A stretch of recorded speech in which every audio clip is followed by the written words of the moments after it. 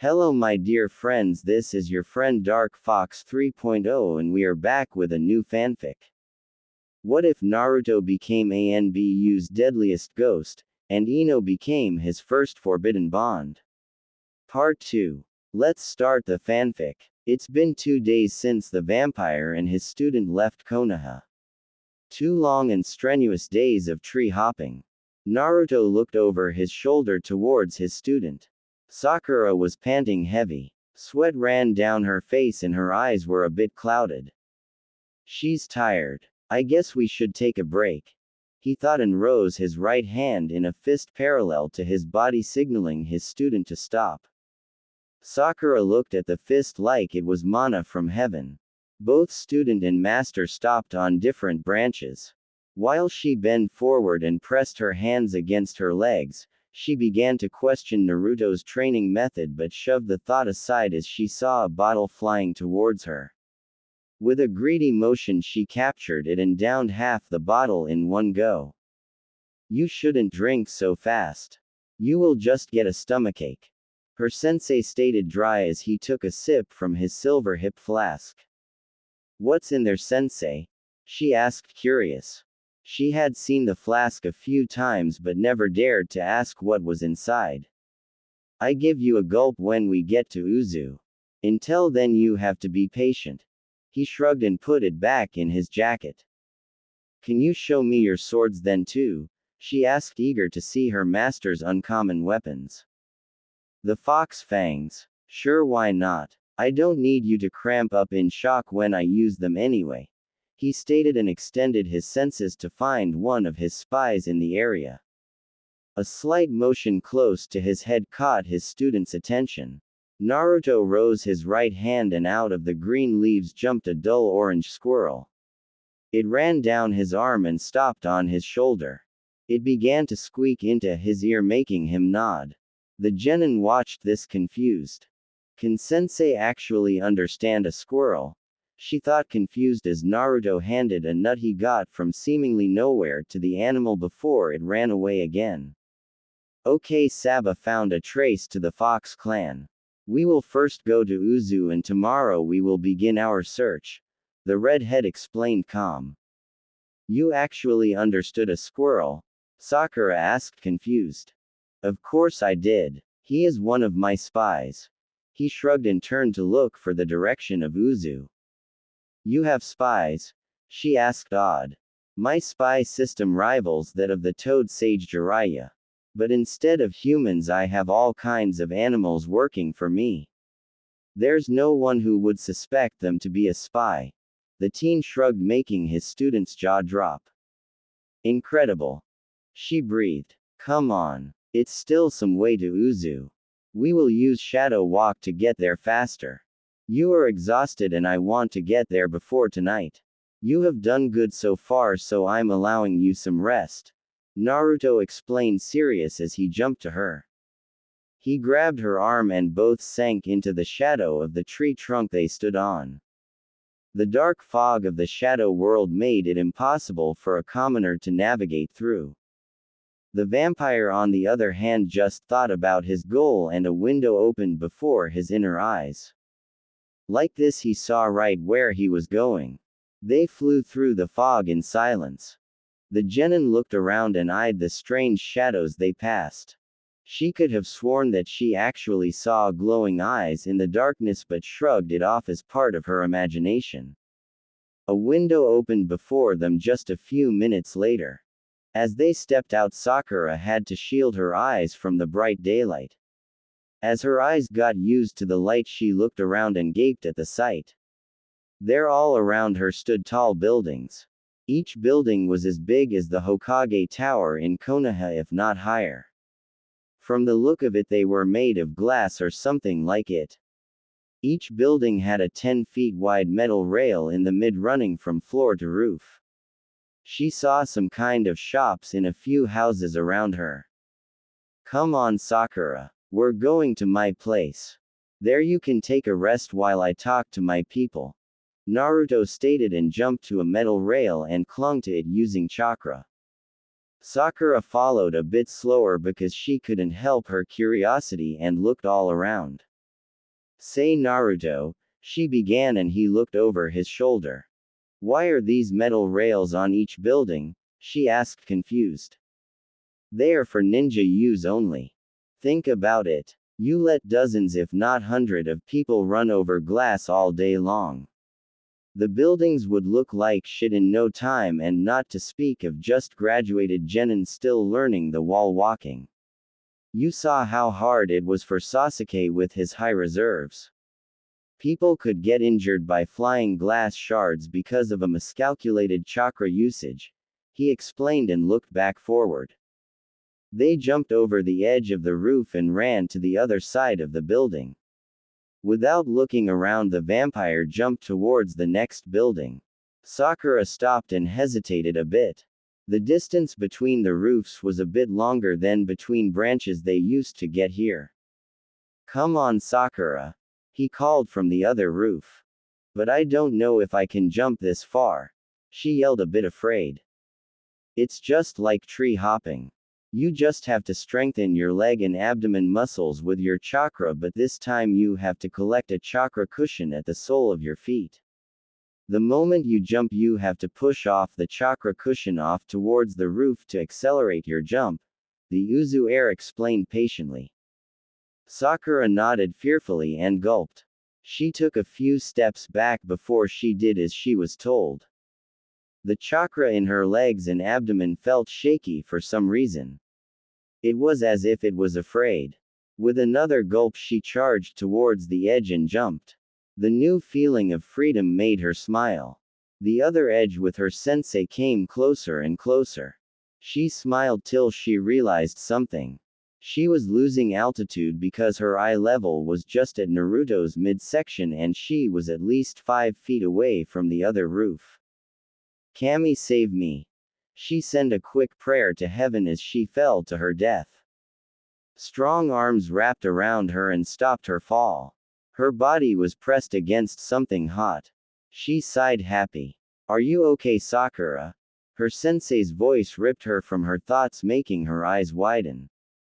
She was wrapped in her sensei's arms and pressed against him. Not trusting her voice, she nodded. Come on then. Let's get going. He smiled for a second before he walked up the wall and sat her down on the roof. With a sigh, the vampire opened the chest pocket of his jacket and pulled a headset out of it. Not looking at his student, he pressed a button on it and put it in his right ear. After a short beep, a connection was established. Naruto here. Connect me to Ta-chan, he stated, getting a confused look from his student. He only pointed at the device in his ear and she nodded dumbly. Na-chan? A female voice asked through the connection. Hey Ta-chan, how are you? He laughed with a genuine smile to his student's surprise. Good, good. So why are you calling? Are you in town? She asked, curious with a bit of hope in her voice. Yeah, I'm just a few blocks away from the cage tower. He laughed at her giddy squeal. But don't be surprised. I'm bringing my student with me, he explained, and she stopped flipping and got silent. You got a student?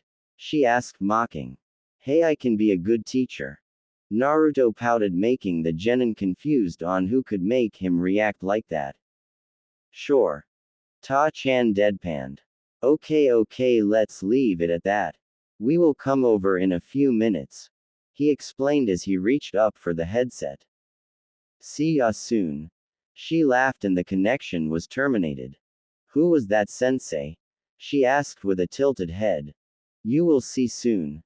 He stretched his arms a bit. Come on. I will carry you to the cage tower. I don't want my student to crash land after a 5-story deep fall, he explained and crouched down before her. With a reluctant nod, she climbed on his back and wrapped her arms around his neck. You ready? He asked. Why? Yes, she stuttered at the proximity.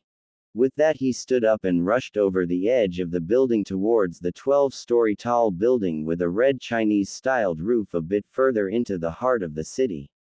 Sakura looked in awe at the city under her and the construction sites everywhere.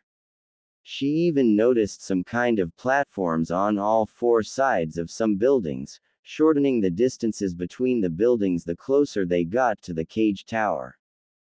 So, this is Uzushiogakure? She asked, not looking away from the city. Yes. The people rebuild it quite well. Plus having thousands of super-powered shadow clones running around to help fastens things quite a bit. He shrugged, making her tighten her hold on him a bit. That's amazing. And no one knows? She asked, astonished.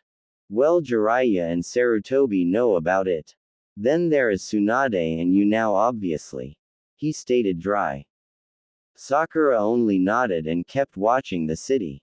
Okay, hold on tight.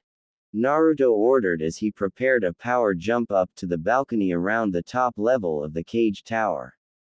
Sakura only nodded and held onto him for her dear life. The vampire teen saw this as a sign of her readiness and jumped. They turned into a blur as they shot upwards and past the handrail of the balcony. With a short shifting of his weight, he twisted forward and landed in a crouch. Sakura had her eyes shut tight and clung to him for dear life, not noticing that they stopped moving. We're there, Sakura. You can let go now. The Jonin deadpanned. Her eyes opened and jumped off his back with a deep red blush. After straightening her outfit, she looked at her sensei. He gestured her to follow him and they walked into the top floor. As they passed people, Sakura noticed them bowing to him or greeting him with high respect. With a nod towards a man behind a desk, they entered the Uzukage's office. There behind an enormous desk sat a red-haired teen already waiting for them. Well, took you long enough, Na-chan, she teased him. Sorry, I crossed path with a black cat on my way here and had to go all around Uzu to avoid it. He deadpanned, making Sakura sweat dropped at his Kakashi-like excuse. Kakashi sneezed 2 times. While he rubbed his nose, he thought about it. Someone just used one of my excuses and talked about me. Maybe Sakura. Nah, she would never use that. He shrugged and returned to Sasuke's training. Come on, Sasuke. Keep it up.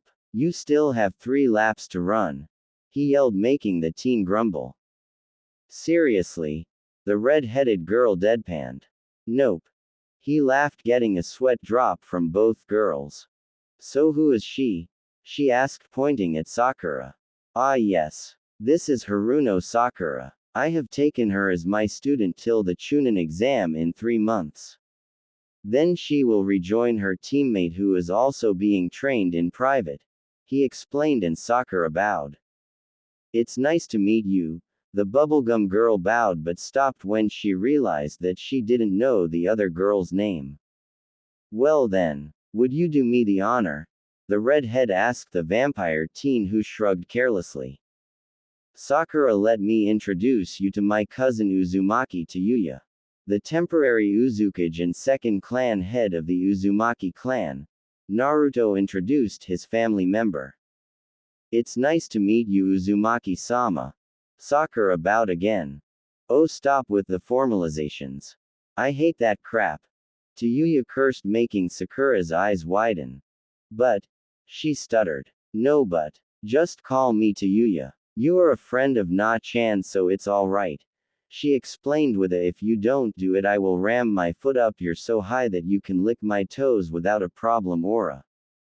Sakura only nodded, not wanting to anger the red-headed cage in any way. So what are you here for, Na-chan? Tayuya asked as she walked up to him and gave him a hug. I'm searching for the Fox clan. It's almost time. He explained as he returned the hug. They are here. In Uzu? She asked, baffled that such a powerful clan had come to the city without anyone noticing before she snuggled into his chest again. No, they are somewhere in the land of whirlpools. They usually don't come to the city if they can avoid it. He shrugged and slipped out of the embrace, much to his cousin's displeasure. So when are you leaving again? She asked, trying to snatch his arm to cling to it. We have 3 months till we have to return to Konoha. Till then we will stay here and train. he explained, calm, moving his arms a bit to avoid her hands. That sounds good. You two will be staying with me then, she stated, firm but with a big smile, but frowned at his escaping arms. If you insist, Ta-chan. He bowed and she finally caught his arm. Come on, I will lead you to temporary domicile. She smiled and guided the two out of the office. But not before Naruto created a shadow clone to take up the paperwork. Grumbling, said clone set himself to the fight of his life. The three made their way towards the apartment on the floor below. Everyone they passed bowed to the Kage and his cousin. They respected Yuya like their true Kage, but as long as Naruto was in town he was just that. As they stopped before a red door with golden dragons on both sides, Yuya reached for it and poured some chakra in it. A clicking noise was heard and the door opened into the room. Welcome to my modest domicile. Yuya mock bowed to Sakura as she dragged her cousin in. The bubblegum girl shook her head at Yuya's behavior and shrugged it off as her missing Naruto before she followed the two. Inside, she gasped. The room was luxurious, furnished. Two dark red huge 3-seater couch, a 2-seater couch and 3 1-seater. A huge oak couch table with flowers on top of it. The kitchen was made of white marble and being contrasted by the cherry wood floor. Further in, she saw 2 huge bedrooms with white oak wood floors and cream-colored king-sized beds. You like it, Sakura? Naruto asked from the kitchen. She only nodded and watched him fill 3 glasses with his hip flask. He handed one to Yuya while he placed one for Sakura on the bar. With a nod from her sensei, she picked it up and took a sniff of it. The drink looked like liquid gold and smelled like honey. She shook her head, thinking it was some kind of juice. In one gulp, she downed the glass and put it on the bar again. Naruto and Yuya watched her with a smirk. Why are they smirking like that? She thought, confused before her world began to spin. Before she could do anything else, she collapsed on the floor, all limbs stretched out. Sakura was out like a light. She really can't handle alcohol. Yuya laughed and downed her drink before she pulled another bottle of it from the cooler under the bar. Come on, she's only 12. What did you expect? The mead I make is some pretty hard stuff. Not even Tsunade's best sake can compare to its alcohol level. Naruto shrugged and downed his own glass. We aren't older, Na-chan. She poked his side. But we are already war veteran. I'm a immortal vampire, a avatar of the Shinigami here in the mortal world, who suffered at the hands of humans since my birth. You are a battle-hardened Uzumaki virgin who has been fighting for survival each day since your birth till I found you dying in a ditch. We have seen the darkness of this world and now we create us our own light here in Uzu, Naruto stated darkly. His eyes spoke of pain just as hers, yet a smile worked itself on her face. You know me, Na-chan. I already found my light. She smiled and cuddled herself in his chest. Her arms wrapped around his upper body and side content. Then her hands began to wander downwards towards his, making him flinch. He removed himself from her grasp while shaking his head. Please stop this, Ta-chan. You know my heart belongs to someone else and we're family, he stated, barely hiding his mirth. I know, but I still want you. She pouted, cute. Come on, let's drink a bit. Maybe we can come up with some ideas. We could create a harem, for example. If you can convince my crush, that is. Naruto laughed and created a shadow clone to bring Sakura to a bed while he and Yuya sat down to take a drink. Yuya blushed at the idea of a harem and jumped on the couch right beside him. Both had a bottle of mead and set themselves to down them while talking about everything that happened since they saw each other the last time. Naruto-sensei, Sakura panted as she leaned against a tree. The two of them had been running through the forest outside Uzu for days now. To Sakura's dismay, her sensei had ordered her to rise her gravity seals by 5 kilograms each and her resistance seal to level 2 once they left the city. And despite her new weights, he didn't wait around.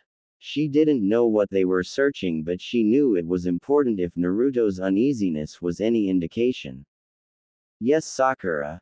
He asked calm as he reappeared behind her, making her jump slightly. He always did this, and no matter what she did, she couldn't help but feel freaked out. Can we take a break? The girl panted heavy. Sure. We reached our checkpoint anyway.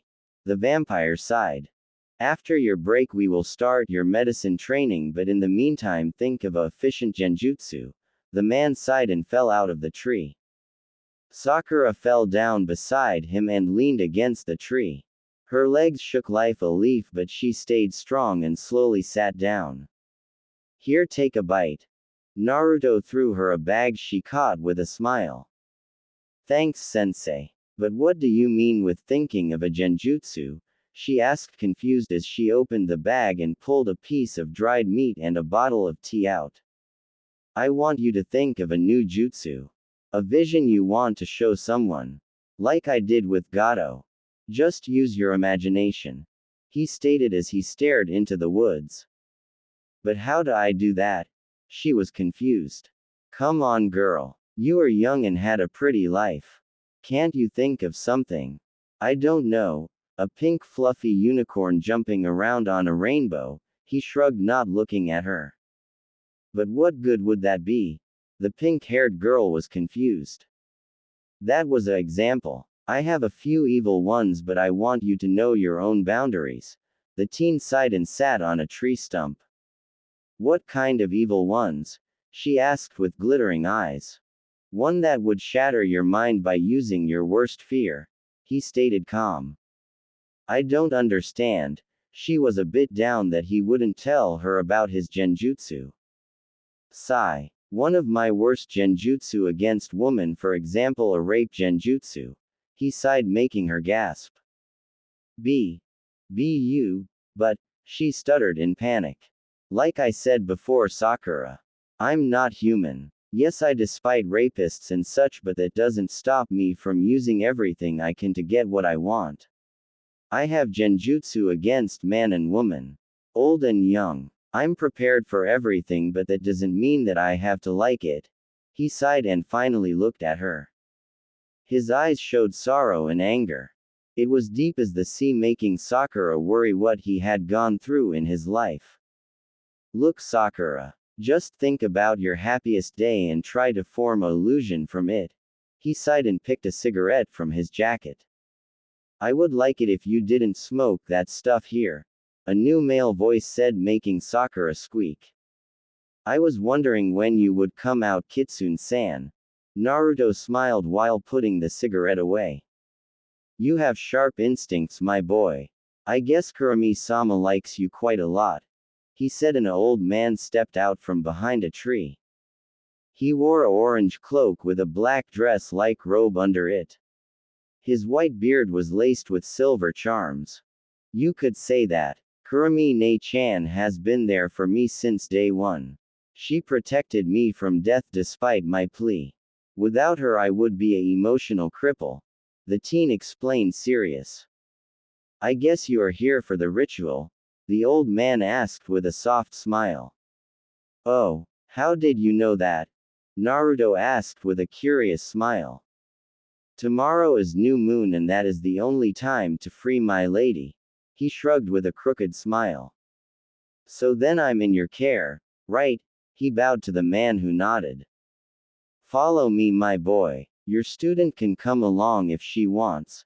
He said and began to walk away. Come on, Sakura.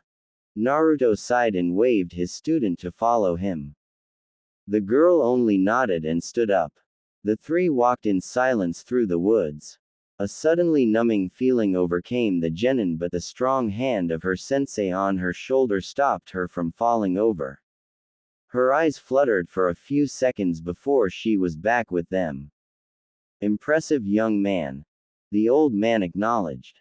You really thought AS class genjutsu could shock me? Sakura is only standing because of my Yuki. The vampire shrugged with a smile while Sakura was still shuddering. Welcome to my village then. The man shrugged. Naruto looked around and whistled while the girl beside him. Sakura also focused her eyesight and gasped. They stood before a village. It wasn't high-standard buildings like in Uzu or stone buildings like Konoha. They were only straw huts. What caught the newcomers' interest were the interesting features of the people walking around there. Everyone had fox ears on their heads and fox tails over their butt. What are these people? Sakura whispered. Please respect them, Sakura. They are the last of the Kitsune clan. Naruto answered with narrowed eyes. Huh? Was her intelligent answer. We are fox demons, dear. A woman in her late 20s answered, making her jump. Wah! What do you mean? Sakura gasped. We are the descendants of Kurami-sama. The last fox demons in all the elemental nations. She smiled kindly. Oh. Yet another intelligent answer. Come on. Follow me, dear host. We have to prepare for the ceremony. The old man stated. Right. Okay, Sakura. Naruto turned to his student. You will work on your genjutsu like I told you to. After that, my clone will start your training. Your chakra reserves have grown quite a lot, so it's time to start. He explained and formed a shadow clone who stood by her. Naruto followed the old fox to a hut. Take off your shoes, socks, jacket and shirt. Then sit down in the mid of the room. We will start the preparations for the ceremony. The fox said, and Naruto followed his instructions. A noise behind the teen maid gave him notice of another presence. Yet he ignored it and sat down in a meditative stance. So you are ready? The man asked. Yes, sir. He nodded and a young fox woman stepped in his sight. Hello. My name is Lisa. I'll be the one to apply the ceremonially symbols on your body and web the holy ornaments in your hair, she explained with a smile. Well, my name is Naruto. It's nice to meet you. The vampire teen nodded, making her blush. Lisa began to apply the symbols of the old Kitsune language in silence. So what happens during the ceremony? He asked the old fox. Well, we will pray the holy chants and break the seal that binds Kurami-sama to you. After that, we will extract her essence from you and let her reform her body. He explained calmly. You know that would kill me, right? Naruto deadpanned.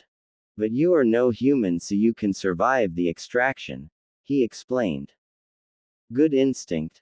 The teen guessed. No, but good nose. You smell like blood and death. A vampire, I would say. He explained, making Lisa gasp and stumble backwards. I guess you met someone of my kind before? He asked and got a nod from the man. By the way, I didn't get your name, Kitsune-san. The teen asked, calm, not shocked that he freaked the poor fox girl out. My name is Kenji. He smiled. Thanks. Now back to topic. It is unnecessary to break the seal. Kurami-chan is in me on her own free will because she knows that I'll die if we separate from each other. The teen explained, making Kenji go wide eyes. So Kurami-sama is in you of her own free will? He asked, shocked. Yes. She can form a body if she wants to, but we are still connected through a link. The bloodsucker explained. So we can shorten the ceremony by breaking the seal?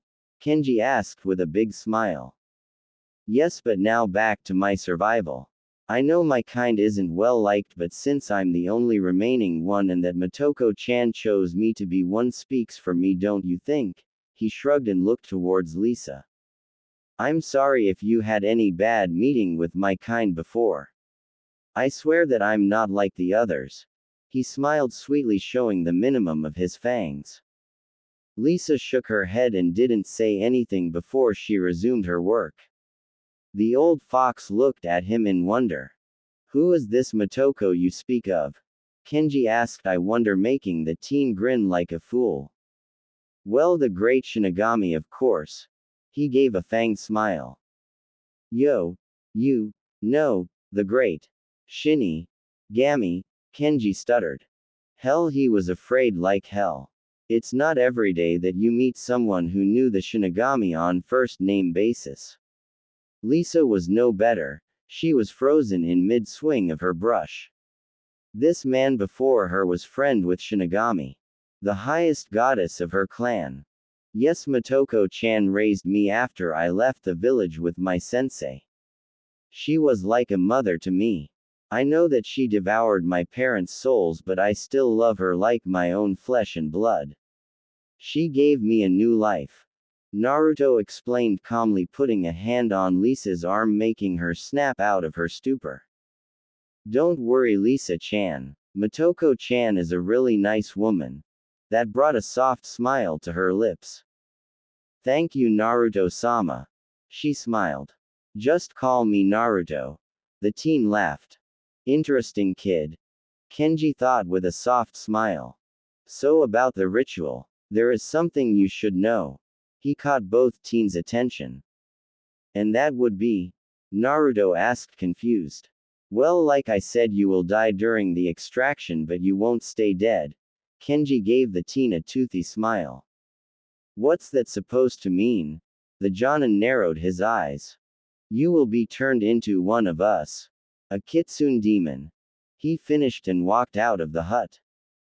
Both teens sat there in silence and tried to comprehend what was just said. Me, a fox demon? Naruto thought, stunned. My Otudo becoming a kitsune. I knew I forgot something. Kurumi thought with a smile. Naruto-sama will become a kitsune like me, she thought with a blush. Oh god, don't tell me that Lisa has a first sight crush on me, the vampire thought, unsure. So, a vampire fox demon. Interesting. He muttered, stunned. Sakura watched her sensei walk away and felt a bit uneasy being left behind between all these kitsune demons and only to be protected by a shadow clone. Not to be rude, but what's your name, my dear? I'm Uzumaki Naruto and this is my student Haruno Sakura. Naruto asked the woman. It's an honor to meet you, Uzumaki-sama. I have heard much about you. My name is Kalila. The now identified Kalila explained. No surname? He asked with a rose eyebrow. Well, we all share the same surname in this village since we are the Kitsune clan. She bowed slightly. Ah, I'm sorry for not thinking about this. Naruto bowed slightly, making her blush. There is no need for you to bow, Uzumaki-sama. She sputtered. Please call me Naruto-kun. I'm not much for formalities. The vampire smiled. Say, is there a training ground where I can teach my student without disturbing anyone? He asked with a fanged smile. Yes, there is one over there. Kalila pointed to a field not far from them. Thank you. He smiled and ushered Sakura towards the training ground. Are you sure we are safe here, sensei? Sakura whispered. Please be respectful, Sakura. The kitsune may be tricksters, but they are honorable people. I would trust them with my life. The Uzumaki clan always had a good connection to the Kitsune clan since we were the only ones able to bind Kuramine. He explained as he guided her to a tree. Now you will try to form a genjutsu like I told you to. Until you got that, I will meditate. You have 1 hour till I test you. He explained calm and sat down beside her. Sakura sat down and tried to form a genjutsu like her sensei told her to. The hour passed and a vision formed before her inner eye. So you finally got it? Her sensei broke her out of her thoughts. Her eyes fluttered open and she looked at him. Yeah, I think so. She muttered, a bit tired. Then do your worst. Naruto sighed and turned to face her. Sakura nodded and concentrated on the vision in her head. She began to pump chakra into it and pushed it towards her sensei. Naruto just sat there and lowered his Yuki shield so that her chakra could influence him. His vision blackened till it vanished completely and returned in screaming pink and rainbow color. He watched calmly as an actual pink fluffy unicorn danced over a rainbow. Around it flew all kind of crazy fairies. There was actually background music, and to Naruto's dismay it was really disturbing. Okay, this girl is not one for genjutsu creation. She has no real imagination. She can learn already created ones but self-created. Nope. He deadpanned. With a push of chakra he destroyed the illusion and looked at his eager-looking student. Okay. You can learn genjutsu and make them quite realistic, but you are not one to create ones, he explained, making her slump a bit. Don't worry, Sakura. Not everyone is made for genjutsu. That's why I will teach you the basics of medicine jutsu, anatomy, chakra scalpel, and the mystic palm jutsu. I think you will have a better feeling for it, he explained, making her smile. He unsealed 9 scrolls and handed them to her. These are 2 scrolls for anatomy, 2 for basic medicine, 3 on poison, 1 on chakra scalpel and the mystic palm jutsu, he explained, and she opened the anatomy scroll. At the end of the trip you will have the basics down. After the Chunin exam I will ask Tsunade to come back to Konoha and take you as her apprentice, Naruto explained, making her drop the scroll. You know Tsunade-sama? She squealed. Of course I know her. Did you already forget what you read in the bingo book back when we met Zabuza? He scolded her. Sakura looked sheepish and rubbed the back of her head. Come on, get to it. But before that you will create a shadow clone and make it read the scroll. You have till the boss is back to read the scroll once. You on the other hand will learn taijutsu. I think I will teach you the Konoha Senpu or the Uzumaki swirling fist. I think my family style would fit you best, seeing how agile you are, the vampire explained, calm while he thought about it. What do you mean agile? She blushed like mad. I mean that I read your academy report and that you were always good in gymnastics. You were only second to Ino in class, he explained with a slight blush as he thought about his crush. Sakura actually noticed the blush and began to piece some things together. How Naruto always went to the Yamanaka flower shop. How he always blushed in Ino's presence. Could it be that you love Ino? She asked, unsure. Wah, how? He jumped back, practically glowing like mad. Was it really that obvious? He caught himself again and coughed into his fist, making her giggle. Well, not really, but even I can piece 1 and 1 together with enough hints. She smiled sweetly. Now listen up. You will not tell anyone about this.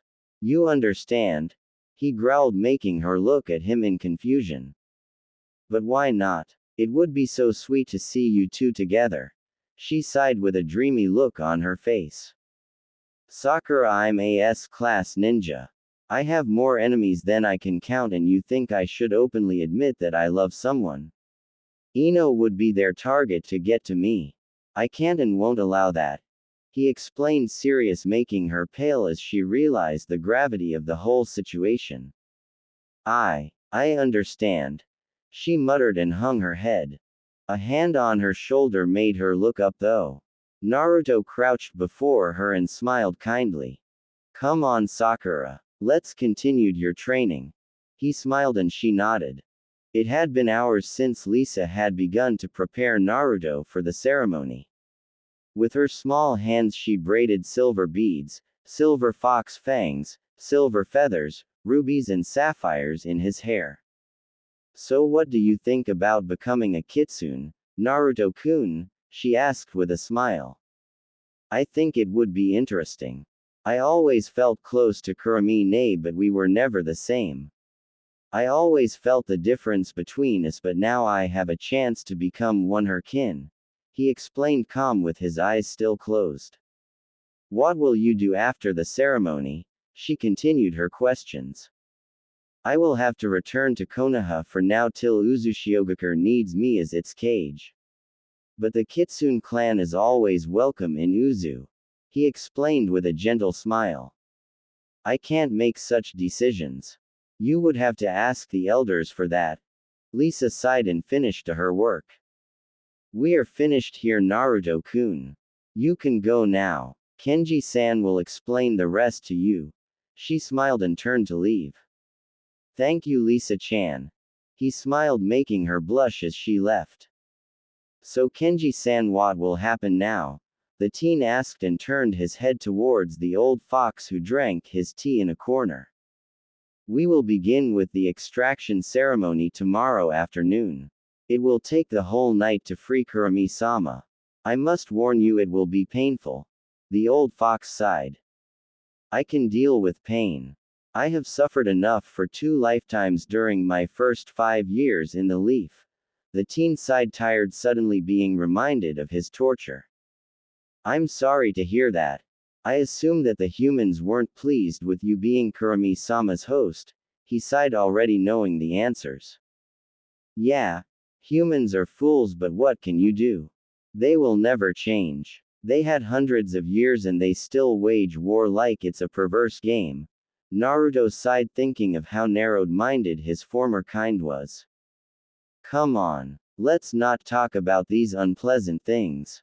Here, have a drink. The man smiled and passed him a small bottle. I usually don't drink, but I think I will make an exception. The vampire sighed and opened the bottle. Sakura lay on the ground, all sprawled and panting. Naruto had started her taijutsu training in his family's style, seeing as it fit her better than the Konoha Senpu. Come on, Sakura, I know you have more stamina than that. The clone of her master encouraged her. Please, sensei, let me take a short break, she panted weakly. Okay, Sai, you can rest for 10 minutes. I want to talk to our spectator anyway. He sighed, making her follow his look, and saw a young kitsune kid watching them from the distance. You can come over here. We won't hurt you. Naruto called with a gentle smile, not showing his fangs as he crouched down to be on eye level with the child. The kid looked unsure but slowly walked over to the 2 visitors. When he finally reached them, he mustered them closely. Now Sakura could also look at the kid closely from her position. He was a kid about 6 to 7 years with blonde hair, sun-kissed blonde hair, and 2 tails waving behind him, a bit hesitant. He wore a simple dark orange kimono with no shoes, showing of his clawed feet. What can we help you with, little one? The vampire asked in a soft voice that Sakura would think a child caretaker would have. I wanted to. The kitsune stuttered before he seemed to collect himself. I wanted to ask if you really were a vamp, he began, confident, but it faded at the end. You want to know if I'm a vampire? Naruto formed the question for him, making him nod in silence. Yes, I'm a vampire, but don't worry, I'm not like my ancestors, or the Shinigami wouldn't have turned me into one, he assured the kid while showing a small fanged grin.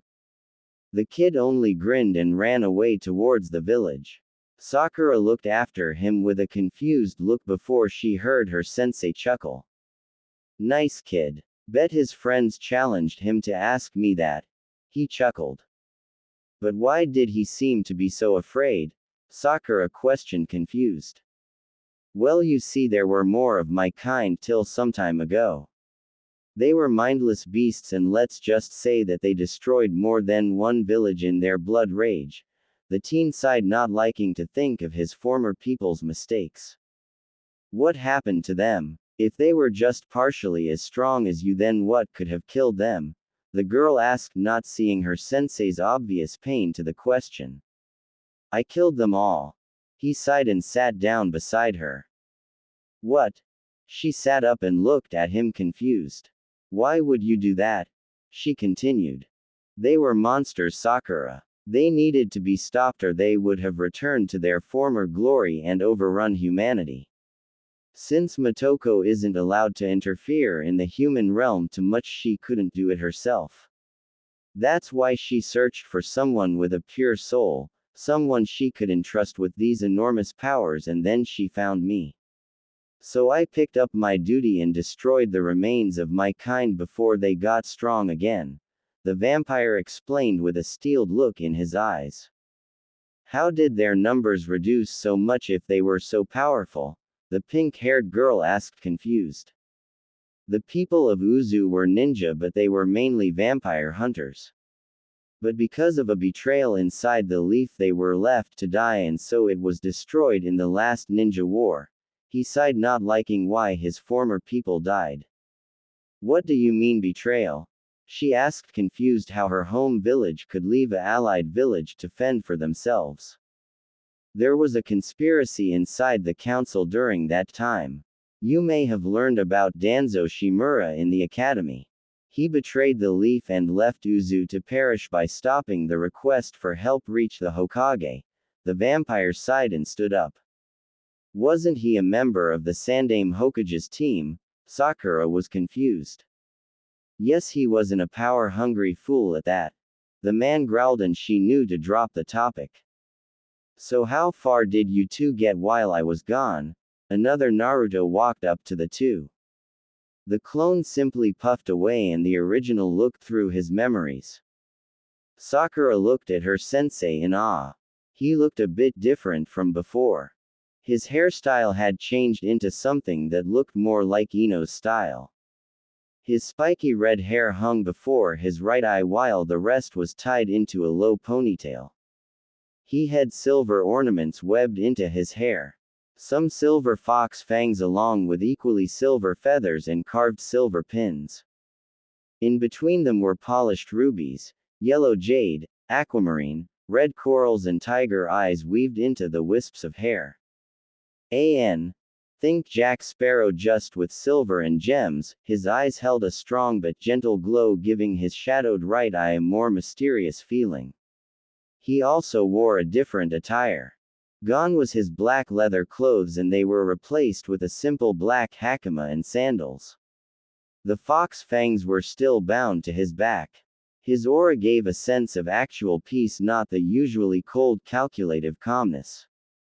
So you started your taijutsu training in my family's style and medical knowledge. That's good to know. So how do you feel of continuing your training? He asked, calm. Not really, sensei. I thought that maybe I could concentrate more on medical training today. My muscles are killing me. She asked, finding it a bit more easy to be around him now. Okay, do that. While you learn from the scrolls, one will look around if I can find some herbs for my poisons. I'm running pretty low on them right now. He explained, calm, before he turned to leave. I'll be back in 2 hours. You have your provisions if you get hungry. We will be staying at Lisa-chan's place tonight, he explained before he vanished in a shunshin. Sakura only looked at the place where her sensei just stood before she shook her head, dispelled her own clone, only to clutch her head in pain. She still wasn't used to the sudden influx of informations from the technique, and when she used it to learn, it was even worse. After the pain finally dulled, she stumbled to the tree where her clone had sat and picked up the scroll again to test her knowledge on the just learned stuff. She was smart, that went without a question, but she worked hard for what she knew. Sakura was a born theorist, but she had problems to use the learned in practice. Naruto walked around the border of the village and looked at the plants growing there. He had unsealed a basket from a seal on his lower left arm, under his left arm. Carefully he plucked out a plant here and there and put it in his basket. After an hour or so he finally had filled his basket to the top. He then unsealed a mortar and pestle along with some of his own herbs and small bottles filled with liquids. They were round and 5 inches in diameter, like a ball with a flat side to place them down. Along with the bottles he unsealed a black leather belt with metal test tubes put into the belt. The tubes were about 1 inch thick and 5 inches long. The final was a gas cooker along with a few pots. The vampire placed everything before himself and sorted the herbs and began to pound them into a dark green paste. He began to add a herb here and there along with some of the liquids from the bottles and the paste turned blood red. Then he filled the paste into a pot and put it on the cooker. Carefully he began to stir the paste with a Senbon needle till it began to liquefy. Before it completely liquefied he added a shot of a clear liquid and stirred it before he pulled a tube from th belt and opened it.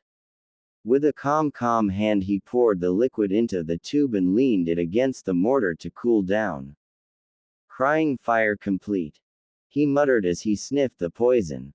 You are quite skilled, aren't you, Naruto-kun? A female voice asked behind him. Well, yes, Kalila-san. I learned from the best poison maker in the elemental nations. He was a great man and a great medic after his days of bloodshed. He taught me everything he knew before he died of old age. The teen sighed, making the woman look at him sadly. I'm sorry. I didn't mean to, she began to, only for her to interrupt her. Don't worry about it. He had a long great life. Now he's resting in peace. The Jonin explained, calm, giving her a soft smile. Kalila only nodded, not wanting to press the matter before she remembered something. I heard you will be staying at Lisa Chan's house tonight, is that right? She asked with a smile. Yes. She offered me and my student her place for the night. He nodded and began to clean his tools and put the now closed tube back in the belt. Well then, I will be seeing you later. She grinned and walked off without awaiting his answer. So that's what you meant earlier. The Jonin grinned as he looked at the woman before him. Naruto had carried a exhausted Sakura to Lisa's house and was greeted by the smiling face of Kalila. You know my Ka-san, Naruto-kun? Lisa asked, confused. We talked after you were finished with me. He teased the young fox girl only to make her blush like mad. Kalila saw where he was going with this and picked up on it. Hey, no fair, Lisa-chan. I wanted to claim him. She whined, making her daughter blush even more. If you really want to, we could have a threesome. The vampire continued, only for the poor Kitsune girl to faint and fall to the ground with a massive blush. That was enough to make the mother and the Jonin to laugh. The vibrations of his body made Sakura stir on his back, remembering him that he was still carrying her. Say, could you tell me where I can put my student, please? She exhausted herself mentally and needs rest. He asked, calm. Of course. Follow me. The woman guided him to a room where he put the pink-haired girl on a bed, but not before picking up her daughter and placing her in the other bed. She immediately snuggled into the comfy feeling of the mattress and the two left. In the living room both sat down and shared a laugh. Lisa Chan's face was priceless. Naruto laughed. You're right there. Kalila laughed. So how do you like the ornaments? She changed the topic. They are really beautiful. He smiled and let his fingers glide through the ornaments. This new hairstyle also gives you a more mysterious feeling. She giggled and pushed a wisps of hair behind her ear. Thank you. I thought it was time for a change. He smiled and looked at the ceiling. So, can you tell me a bit more about yourself? The woman asked with a slight stutter. What's there to know? The day I was born, Kurami-ne was sealed into me. My parents died and the village wanted my death every minute of my life. Then the Uchiha took me until my godfather came around and took me away for training. During that I killed the last remaining vampires in the elemental nations. I returned to the leaf and then I came to find your people. He shrugged casually. Kalila looked at him in disbelief. How can he act so casually about people wanting to end his life all the time? She thought, shocked. How can you be so calm about it? She asked in a silent scream. I have long since given up on Konoha learning from their mistakes, but they are indoctrination resistant. He shrugged, calm, not looking at her. Come on, we should go to bed. Tomorrow is a long day. He sighed and leaned back. Is that an offer? Kalila teased, making him grin. Sorry, but I already have someone I love and my cousin is also after my. He grinned at her gobsmacked expression. I know that Lisa-chan has a crush on me, and despite me not liking it, I'm still a Konoha nin and a heir to 2 clans. That means that the CRA will be applied on me. He explained with a tired sigh. The what? The woman asked, confused. The Clan Restoration Act. It means that I have to marry multiple women to ensure my clan's survival. But maybe I can bypass it by leaving the village and finally become the Uzukage. Though I will miss my friends in Konoha. He stated, serious. Kalila knew that it would be best to listen to his advice and get some rest because she wouldn't get any more answers tonight. She excused herself and Naruto laid down on the couch, immediately drifted off. Naruto sat on a flat stone with his eyes closed for hours. Surrounding him in a circle sat 18 kitsune chanting a melodic prayer. Final Fantasy X, Hymn of the Faith Bahamut. The remainders of his seal and the markings Lisa had applied to him resonated with a blue glow to their chants. The nature energy around him began to gather and spin around him lazy till it became visible to the normal eyes. Inside the seal he heard Kurumi humming the same tune as her clan members as she too became surrounded by nature energy that she drew from her little brother.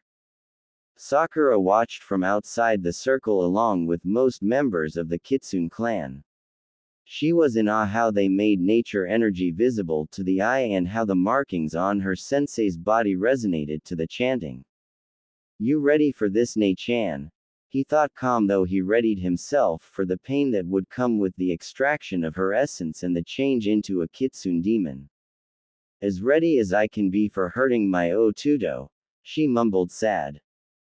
Don't worry about me, Nei-chan. I don't think this will be worse than anything the village ever did to me. He tried to soothe her but only got a nod and a weak smile. Kurumi suddenly felt a pulling sensation. At first the feeling was weak and only made her hair move, but it soon got stronger and she began to slide towards the feeling. Naruto began to howl in pain as he fell backwards and arched his back. His mouth wide open, his fangs growing devilish long and his eyes glowed pure white. The color of the markings on his body changed from the soft blue to angry red as Kurumi's very essence began to seep out of him. The red energy began to collect itself in a red glowing ball before him. The nature energy surrounding him seeped into the red ball and it began to form a human-like body. The form solidified into a tall woman with back long red hair, a perfect hourglass figure, perfect long legs and at least DD. She wore a cream-colored kimono with a Sarawak blossom pattern. Finally 9 orange fox tails and ears materialized on her body. The woman collapsed on the ground weak from the extraction. Naruto howls of pain continued as his appearance began to change. Black fox ears with red tips began to grow on top of his head while his human ears disappeared. 4 equally colored tails sprouted from his tailbone. His nails turned to claws and his eyes became sharper before he fainted. The chanting turned silent as everyone looked at the unmoving body of Naruto. Kurumi panted in exhaustion but she crawled to her surrogate brother to check on him. Lisa and Kalila ran to their clan leader to help her while Sakura ran to her sensei. She fell to her knees beside him and shrieked in horror. Everyone looked at her as she began to shake the seemingly unconsciousness Jonin. Come on sensei, you can't just leave me alone here. Breath for Kami's sake, she yelled, making everyone go wide-eyed. Nah, Naruto. Naruto. Kurumi whispered before she yelled as the horror of truth caught up to her. She freed herself from the grip of the Kitsune girls and stumbled forward in order to reach her beloved Otudo. Not even a muscle twitch came from him as she fell to her knees beside him and grabbed a hold of his hand. Everyone watched in silence and stayed where they were. The red-haired vampire drifted in an ocean of clear blue water with the sun burning from above him. He didn't know where he was or who he was for that matter. He was simply there without any purpose but existing. His blue eyes looked up at the clear sky hoping it would answer him his unasked questions. The tails growing from his back moved lazy through the water keeping him afloat with ease. Where am I? He whispered confused. In a place you should be for a long time, Naruto-chan, a female voice stated sorrowful. He turned his head to the voice and saw a beautiful pale woman with silver hair standing on the water beside him. Her eyes showed a pain he couldn't understand. Naruto, is that my name? He questioned her calm. You don't remember me, don't you? She answered with her own question. I feel like I should know that I definitely know you from somewhere. But my memories are all so foggy. I can't make out any details. He explained as he actually sat up, forgetting the water around him. My name is Motoko. I am the Shinigami, and yes, we know each other quite well. I raised you along with Kurumi-chan. She explained with audible pain in her voice as she knelt beside him. I'm sorry that I caused you so much pain, Motoko-san. He excused himself. No, it's alright, Naru-chan. She mumbled with a small sob. Before she knew what happened, he hugged her. She stiffened in surprise but relaxed just as fast and returned the embrace. Motoko gave him a soft peck on the cheek and he blushed a bit. Suddenly his mind began to clear and the fog above his memories began to lift. He pulled her closer as he finally remembered who he was. Thank you, Motoko-ne. He whispered in her ear, making her gasp. She pushed him back to look into his face and saw his usual calm and confident look. Naruto.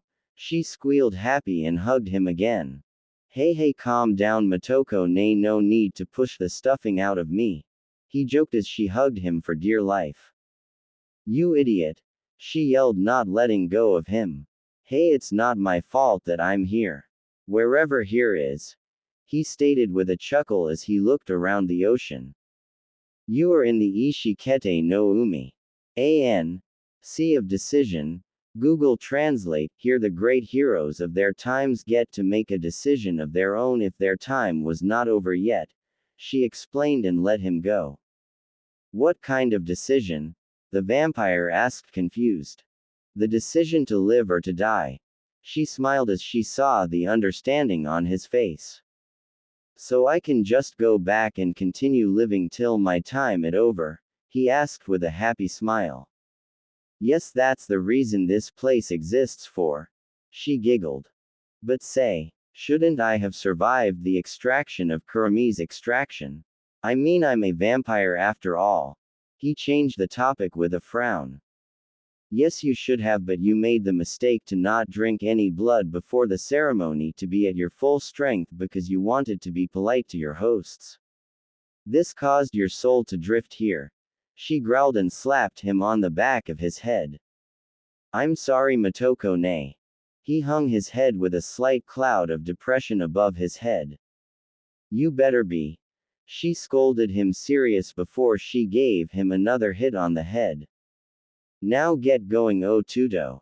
The others are about to cremate your body because they believe you dead. She gave him a push and he vanished with a panicked expression on his face. Naruto tried to adjust his senses to get a grasp of his situation.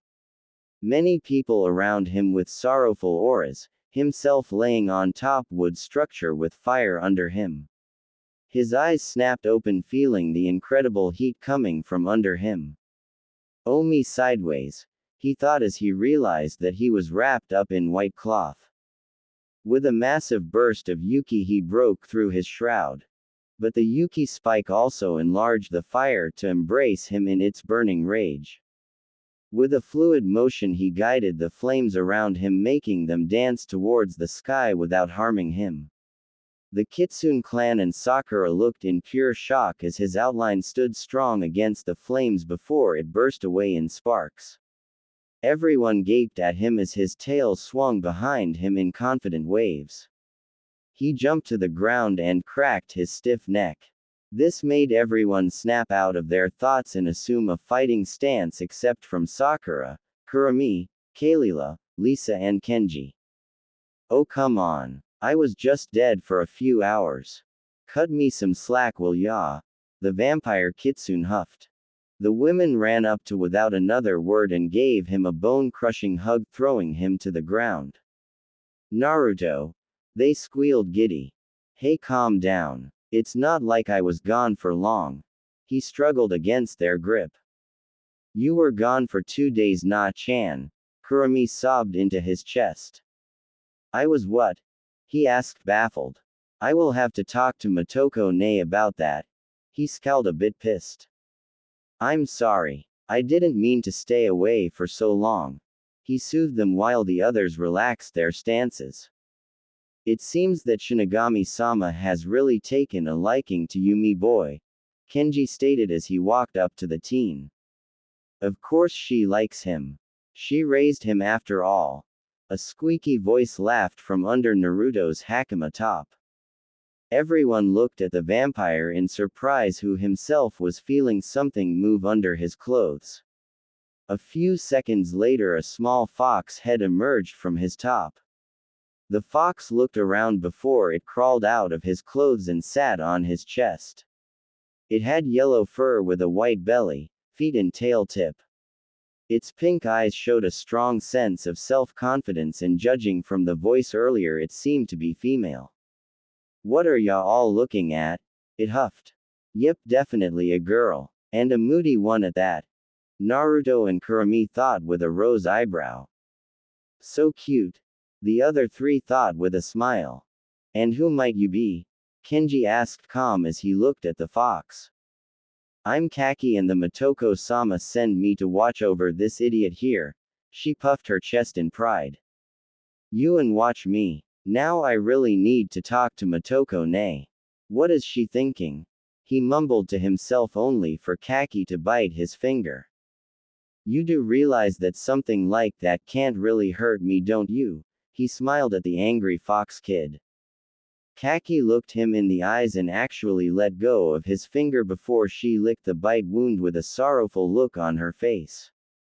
Come on now, no need to look so down, Kaki-chan. I have been through too much to be resentful about something like this. He smiled and patted her head, making her actually purr, much to her own embarrassment. Hey girls, how about you get off me now so I can finally get off my back? It hurts to lay on my tails. He smiled at the women that were still hugging him. They gave him a sheepish smile and let go of him so he could sit up. His tails stretched easily behind him as he stood up. Kaki followed his movement and ended up sitting on top of his head. You know, I could really use something to eat. He gave everyone a fang smile. Can you only think about eating? Kaki huffed, a bit annoyed. Oh come on, cut me some slack. I haven't eaten since before we came to the village. He growled back as his eyes flashed white for a second. But that's 4 days. Why didn't you eat anything before the ritual? Lisa asked, confused. Well, I consume blood and I didn't want to ruin your appetite because of your sharp senses would surely be bothered by the smell of blood, the vampire explained with a small smile. Lisa and Kalila nodded dumbly, not thinking that he would be so considerate. Was Kurumi only shook her head at her former host. Sakura was just happy to have her sensei back. She didn't know what Ino would have done if she heard that he died. The girl had pieced her friend's usual reactions to the vampire together just like she had her sensei's, and it made her smile.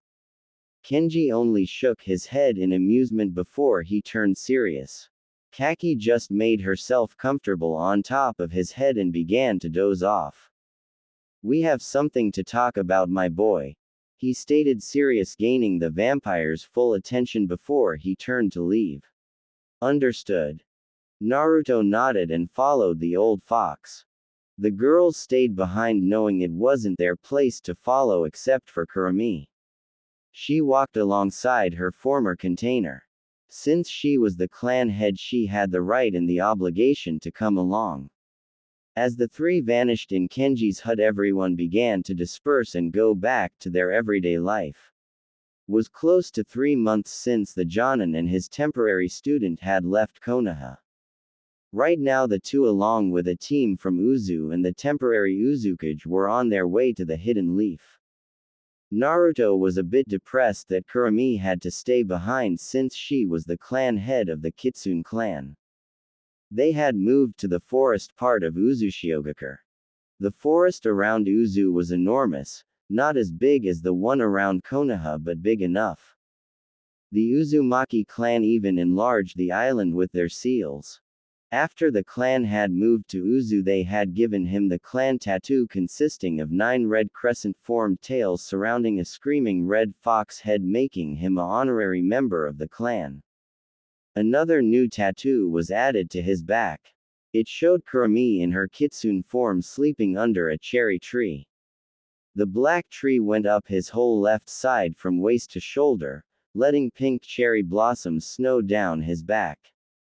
Kurumi rested on his mid-back with her head resting on her front paws. On his right shoulder blade was a small text in an unreadable language. The Kitsune language. The text stated his honor and loyalty to the Kitsune clan. I pledge my name and body to the clan. We have seen the darkest and the brightest sides of the world. The world we guard is in constant change and new evil will be born everywhere. Yet in the darkness we found a beauty that we won't share for anything in the world. The dreams of the cherry blossoms will keep us going no matter how hard we are hit or how less our numbers are. The Kitsune clan stands strong and protect the light. The pledge was something Kurumi had thought of long ago but never brought it to the clan. Now everyone wore the same pledge on their bodies. I feel so empty without Kurumi ne.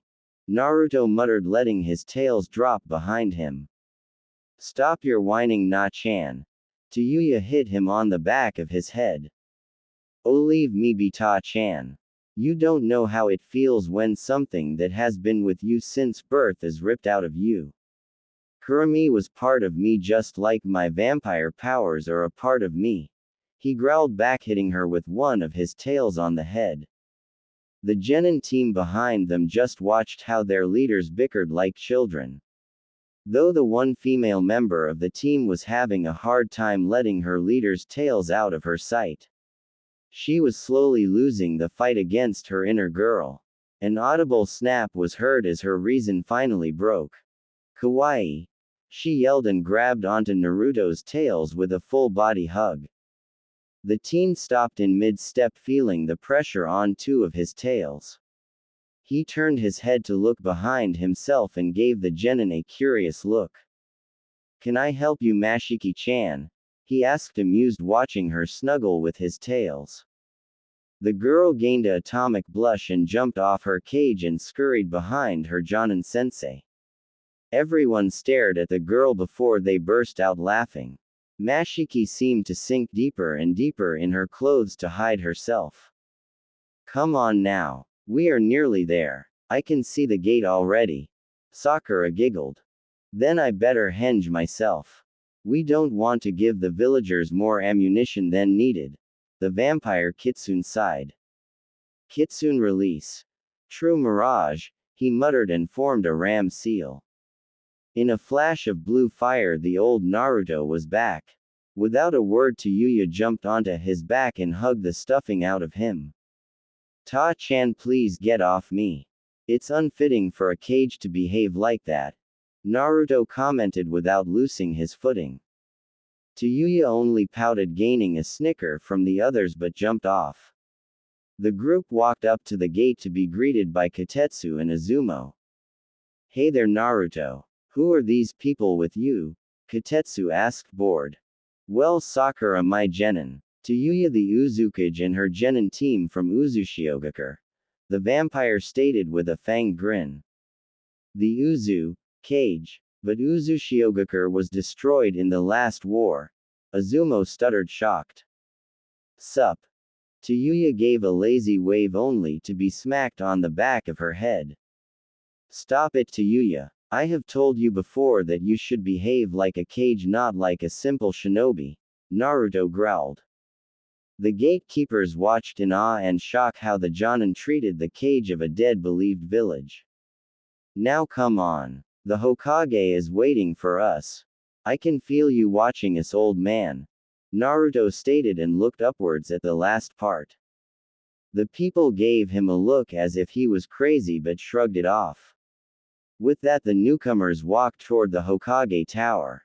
While Naruto pondered on when he should give Ino her present, Sakura thought about how strong she had gotten. During her training she had upped her weights to 200 kilos each limb.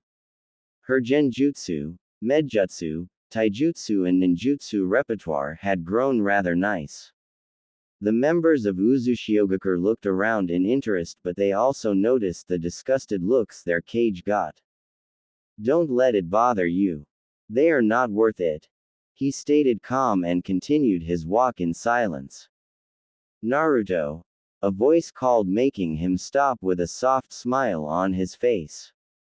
A smile that didn't sit well with Tayuya. A blonde girl in a purple getup ran up to him. Hey there, Ino-chan. The teen greeted her with a big smile. So how was training? She asked, eager to learn something from him. Well, Sakura might give you a run for your money, but from what I see I would say that Asuma upped your training like I told him to. Naruto grinned, making her blush. I know, and I will beat Sakura with no problem. Ino cheered, gaining a scowl from said girl. In your dreams, Ino, she shouted, making Naruto groan at her volume. Please refrain for yelling around me, Sakura-san. The vampire sighed and rubbed his ear. Sorry, sensei. The girl pouted and stepped aside. Ino only rose an eyebrow how Sakura stepped down like that, but shrugged it off as Naruto taming her during the trip. Naruto pulled a package from the inside of his leather jacket and handed it to the blonde girl. A small gift from my hometown. He smiled and she unwrapped the package. Inside was a set 6-pointed shuriken with crescent-formed blades and a set of special Senbon needles. Thank you, Naruto. She smiled and gave him a hug.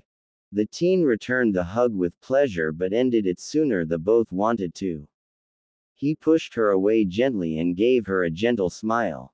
I'm sorry, Ino, but I have to bring the Uzukage and her team to the old man so they can register themselves for the Chunin exam. He sighed and released the hug despite what his heart wanted him to do. Ino only nodded, dumbfounded. She also knew that Uzushiogakure was destroyed, but she shrugged it off as one of the many wonders of Naruto Uzumaki. See you later then, Naruto-kun. Ino waved as the group walked away. It's good to see you again, Tayuya-chan. Sarutobi smiled at the young woman before him. It's been a while, old man. She waved with a cheeky smile. Naruto is really a bad influence on you. He sighed and rubbed his temple. The two Uzumaki grinned at him. Well, let's get serious for once. Naruto sighed and waved the Genin team and their sensei to his side. This is Team Sakumo. Sakumo Hirano is one of our best Jonin in Uzushiogakure and AS class shinobi. His team consists of Seiki Tobamaru, Mashiki Ayuna and Uzumaki Mikado. They graduated about a year ago and were specially selected for this exam to represent the strength of the rebuild Uzushiogakure. Naruto introduced the team, making them bow when they were introduced. Well then, welcome to Konoha. I guess you will stay in the Golden Leaf Hotel. The Hokage nodded at the group. No, we will stay at Na-chan's place. Tayuya pouted and grabbed his arm, pressing it against her chest. I have no problem housing the Uzukage and her team in my compound for the time of the Chunin exam, the vampire stated, firm, not bothered by her behavior. I see that Sakura has really flourished under your care. Sarutobi smiled, making the genin blush in embarrassment. Yes, she has come a long way. Her abilities are now equal to that of a mid-chunin, but I would suggest her to take an apprenticeship under Tsunade. I've rarely seen anyone with such raw talent for medjutsu like she has. The Jonin explained, calm, putting a hand on her shoulder. Thank you, sensei. She bowed slightly. That's good to hear. From today on, Team 7 is reinstated. You should go and meet up with Kakashi and Sasuke. They are at Training Ground 7. The Hokage explained. Thank you, Hokage-sama. Sakura bowed and left the office. So how did it go with the ritual? The Hokage changed the topic once again. Kurumi-ne is free and moved on to the next world. The Kitsune explained, not wanting anyone to know the truth about her whereabouts outside of Uzushiogakure. That's sad to hear. I'm sorry, Naruto-kun. Hiruzen sighed and lit his pipe. Don't worry about it. She is in a better place. The teen sighed. The Uzu group only watched in silence. They knew that Naruto didn't trust anyone with Kurumi's whereabouts. Did anything else happen during your journey?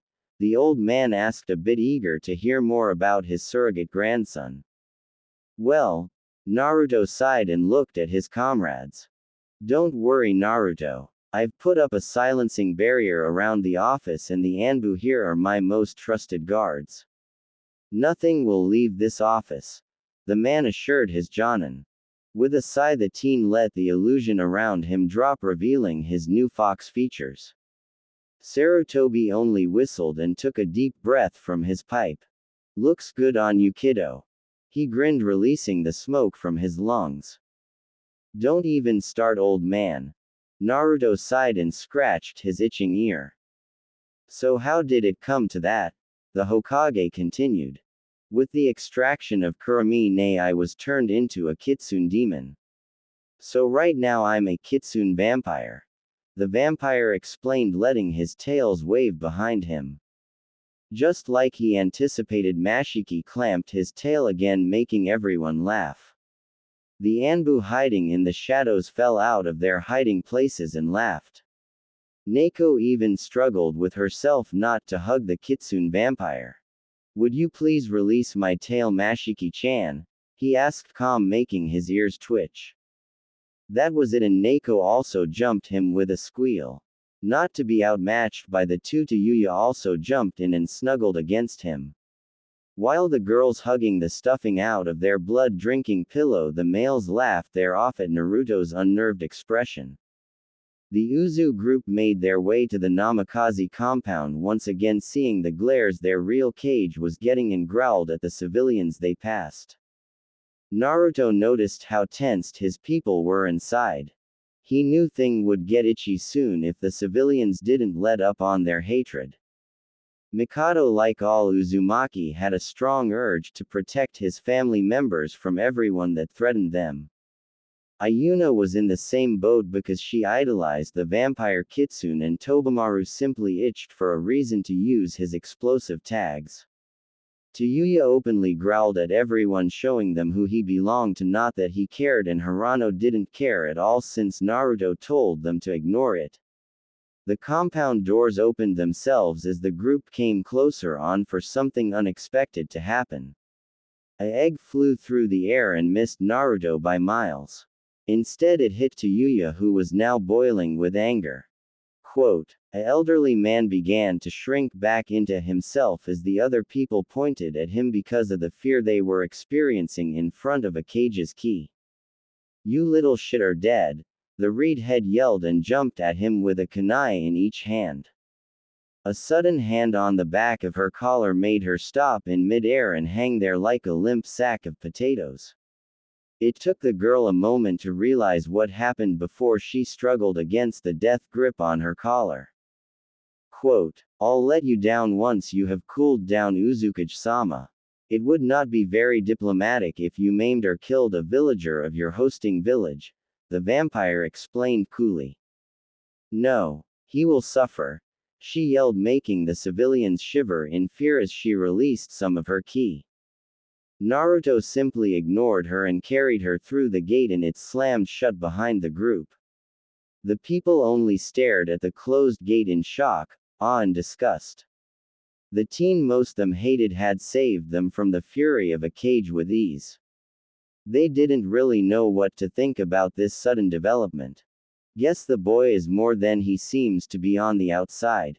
A shinobi laughed with his friends and continued to drink their sake. Naruto simply dropped his cousin on her as he walked into the living room and continued towards the kitchen. In that moment the girl saw her chance to slip out and kick some civilian, but a sudden pressure on her head made her stop. "You won't be going anywhere or I'll tell Naruto-sama," a voice squeaked from the top of her head. "But Kaki-chan." Tayuya whined like a little child. The others simply ignored her behavior and placed themselves all around the living room. Hirano placed himself near the window to enjoy a calming cigarette. Tobamaru walked over to a shelf and found himself something to read before he sat on the floor and leaned against the shelf. Mikado took it upon himself to help his clan head in the kitchen while Ayuna looked at the little fox with sparkling eyes. It took Naruto and Mikado a few minutes, but they returned with 6 cups of steaming tea.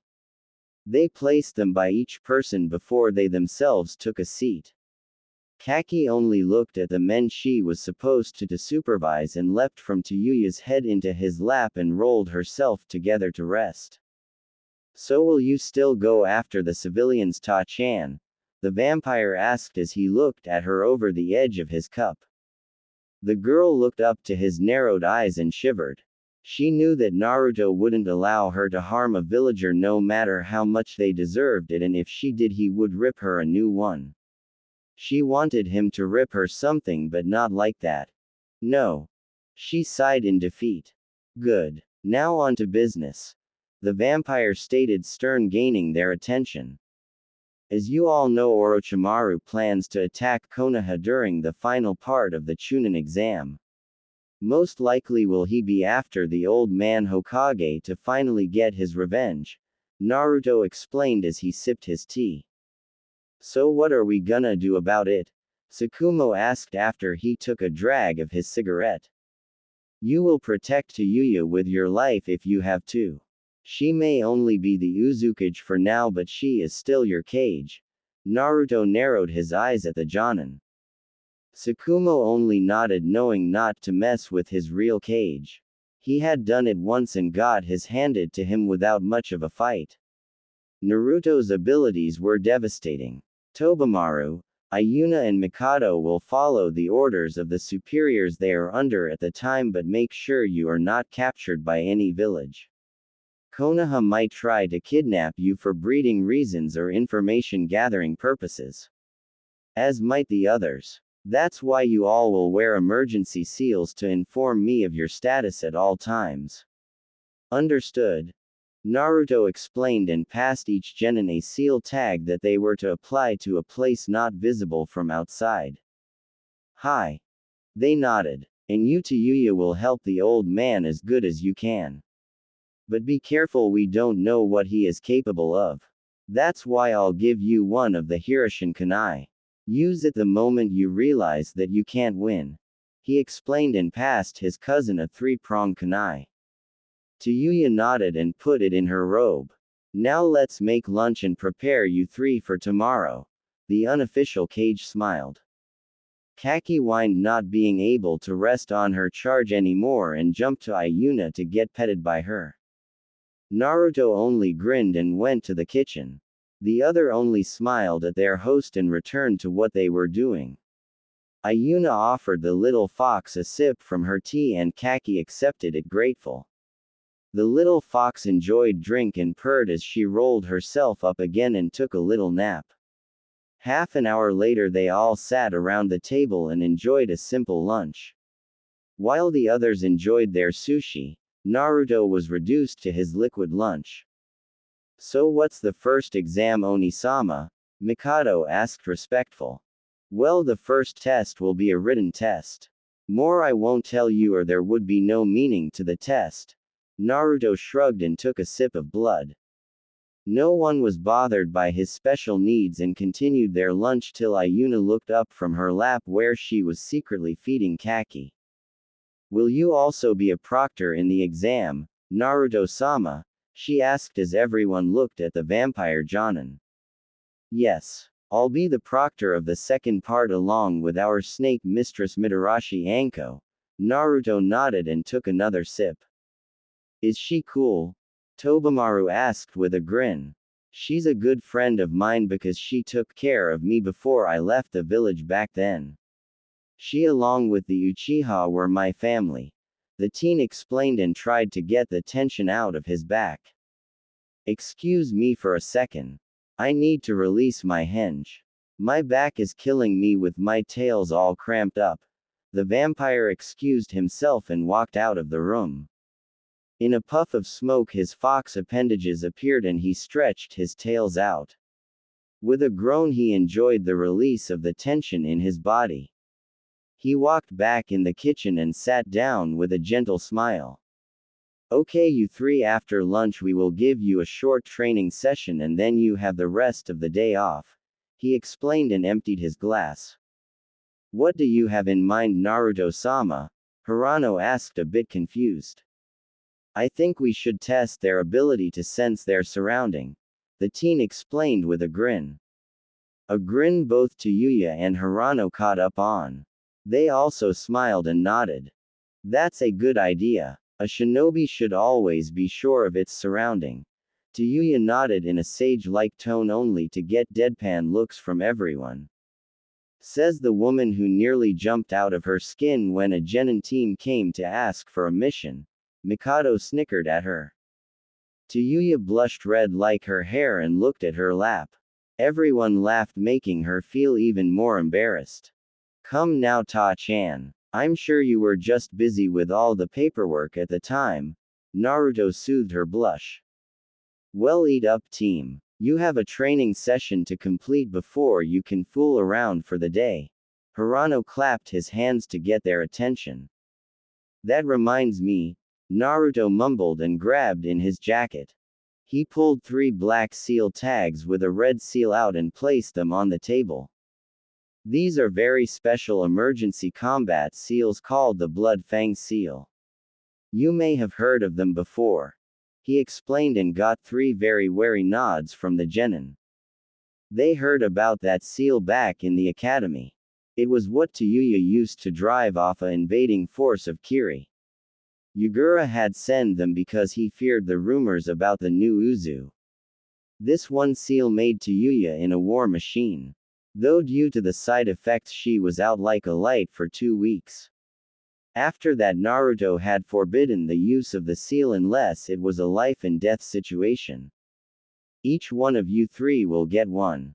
Since we know that Orochimaru will attack Konoha during the last part of the exam, he will most likely be already place his pawns during the first rounds.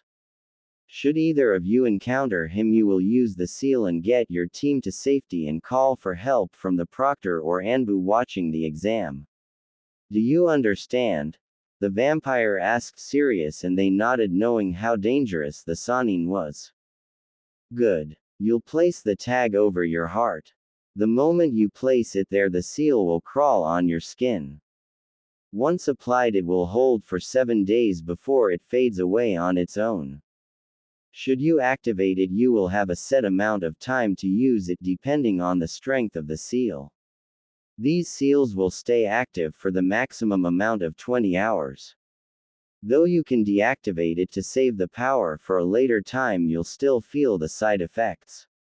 Never forget that. You'll place the seals on yourself the tomorrow before the exam begins. Naruto explained serious and they put the seals in their pockets. So let's go training.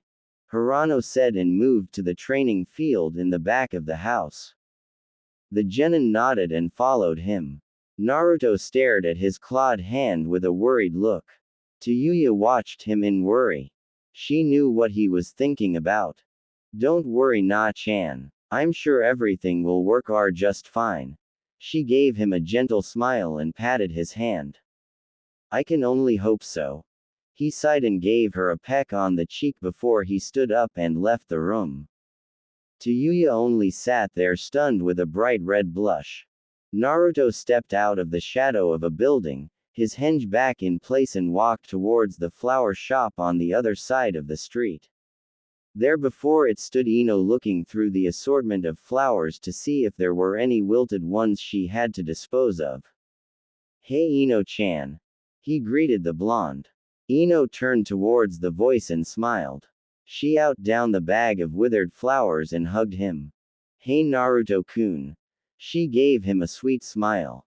"So you ready for the exam?" he asked as he broke the hug. "Of course. My team and I will kick massive. Though I don't think we can win against Sasuke and Sakura." She cheered at first before she sighed and looked away. "Why do you say that?" he asked as he put a finger under her chin and made her look at him. "Well, I saw some of the progress Sasuke made in the 3 months and Sakura was trained by you. It's hardly fair." She sighed a bit depressed. "Don't worry about it. If Asuma did even half of the training schedule one gave him, then you might give Sakura a run for her money. I don't know about Sasuke, but I'm sure you'll do just fine. Sakura's real training will start after the Chunin exam," he explained. "What do you mean her real training?"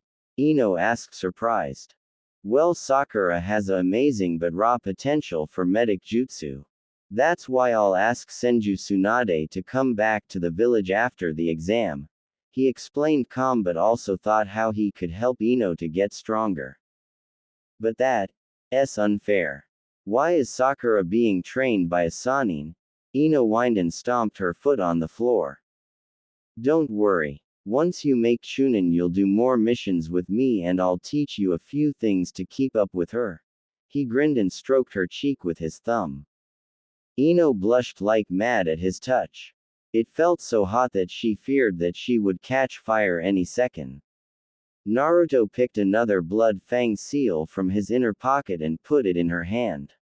She looked at the seal and then at him in confusion. "This is a blood fang seal. Its use is limited to life and death situations only. I'm giving you this in case your team runs into some serious trouble," he explained as she put it in her pocket. "What does it do?" she asked confused. "For the amount of 20 hours it enables you to use some of my vampire powers like my enhanced senses and physique. But be warned, should you use the seal for too long you'll fall into a coma for a certain amount of time. That's why I've decreased the seal's effective time of action to minimize the side effects of the seal," Naruto explained with a worried look, knowing what the seal could do to a human body. Ino looked at him stunned for a moment. Such a seal could give her team the needed advantage, but she knew that if Naruto said that it was dangerous, then it was just that. "And how do I use it?" she asked a bit timid, not knowing if the seal was such a good idea to use now. "You'll place the tag over your heart and the seal will crawl on your skin. Once placed, it will stay there for 7 days before it vanishes again. You can activate and deactivate the seal at will, but it's limited to the usage of 20 hours at max," Naruto explained the usage of the seal. "But you're not the only one who has this seal. Sakura and the Uzu team have them too," he stated calm, and she gave him a questioning look. "I can understand why Sakura has one. You trained her after all, but why the Uzu team?" Ino asked confused. "They have them because they have faced things Konoha's genins didn't so far. So I trust them with the usage of the seal. But like you, they are instructed to only use it in a life and death situation," he explained. "Will you also give Sasuke one?" she asked, hoping he wouldn't. "No, I won't. When Sakura uses the seal, she's more than capable of getting him and herself out of a dangerous situation. I made sure of that." The vampire sighed as he remembered how he drilled the poor girl into the ground. After his training, she could hide from the young members of the Kitsune clan despite their good noses. She was of course no match for the trained noses of the older ones or against a skilled censor, but her stealth was above that of a genin for sure. How about a coffee? The vampire smiled and pointed to the nearby coffee shop. I would like that. She smiled and told her parents where she was going. The Chunin exam had just begun and Naruto felt the presences of 5 blood fang seals ready for use. That meant that all 5 of them had placed them on themselves just like he told them to. Right now the vampire Kitsune said vertical on the wall outside the exam room and extended his senses to see what was going on inside the class. Many teams were there and just like he predicted, a Odo team was there. This was another proof that the pedophile snake would make his move during the exam. He frowned as he felt a Jinchuriki in there. This one wasn't part of his calculation and he had to warn Hiruzen as soon as possible about it. A clone popped into existence without his chakra spiking and vanished to inform his leader. The sudden yelling of Ibiki made him focus again and he smiled. Team 7 stood before the academy building and frowned at the memories it held, from the most boring time of their lives. I hate that place. Sasuke muttered as he stared at the front of the building. You and me both. Sakura sighed as she remembered how much time she had wasted to pound useless knowledge into her brain. This place sucks. You had to learn here, Sakura-san, Ayuna asked as she walked up to them with her team behind her. Morning, Ayuna-chan, Tobamaru-san, Mikado-san. How are you today? The bubblegum-haired girl asked with a cheerful smile. She had grown to like the 3 Uzu genin and really cared for them. Sasuke looked at the 3 with confusion. Their headbands showed a swirl, a symbol he had seen before on his adopted brother. Who are you 3? The raven-haired teen asked, a bit confused how his teammate knew them. Oh, I'm sorry. We are a team from the land of whirlpools and represent the village of Uzushiogakure. This is Seiki Tobamaru and this is Mashiki Ayuna. Mikado introduced his teammates. And you are? Sasuke asked as he rose an eyebrow at the red-headed boy. Oh, how careless of me. My name is Uzumaki Mikado. The boy introduced himself with a smile and offered the Uchiha his hand as a greeting. Sasuke stared at the boy in shock. Here was a boy introducing himself as a Uzumaki. The same Uzumaki clan his adopted brother was born into but grew up alone. You are a member of the Uzumaki clan? Sasuke asked with a dark scowl. The other 4 teens looked at the Uchiha and realized just what was happening. They all knew about Naruto's circumstances growing up and how Sasuke was related to the vampire. So you are the people that put Naruto-ni-san through all this suffering, the Uchiha growled. We are well aware of the suffering Naruto-sama went through, but I can tell you that we had no hand in his fate. When Naruto-sama came to us and united our scattered clan members, we finally found out what happened to the clan's princess. I can assure you that we tried to make up for all the sufferings he went through, but he never wanted anything. He even went as far and said that it made him who he was today. Mikado explained as calm as possible as he remembered what his idol and clan head had went through in his short life. He's right, Sasuke-kun. Naruto-sensei told me how he met his clan and how he forgave them. Their cage is also a Uzumaki that sensei approved of. Do you think he would have done that if he held a grudge against them? Sakura reasoned with her teammate and Sasuke released an angry breath but relaxed.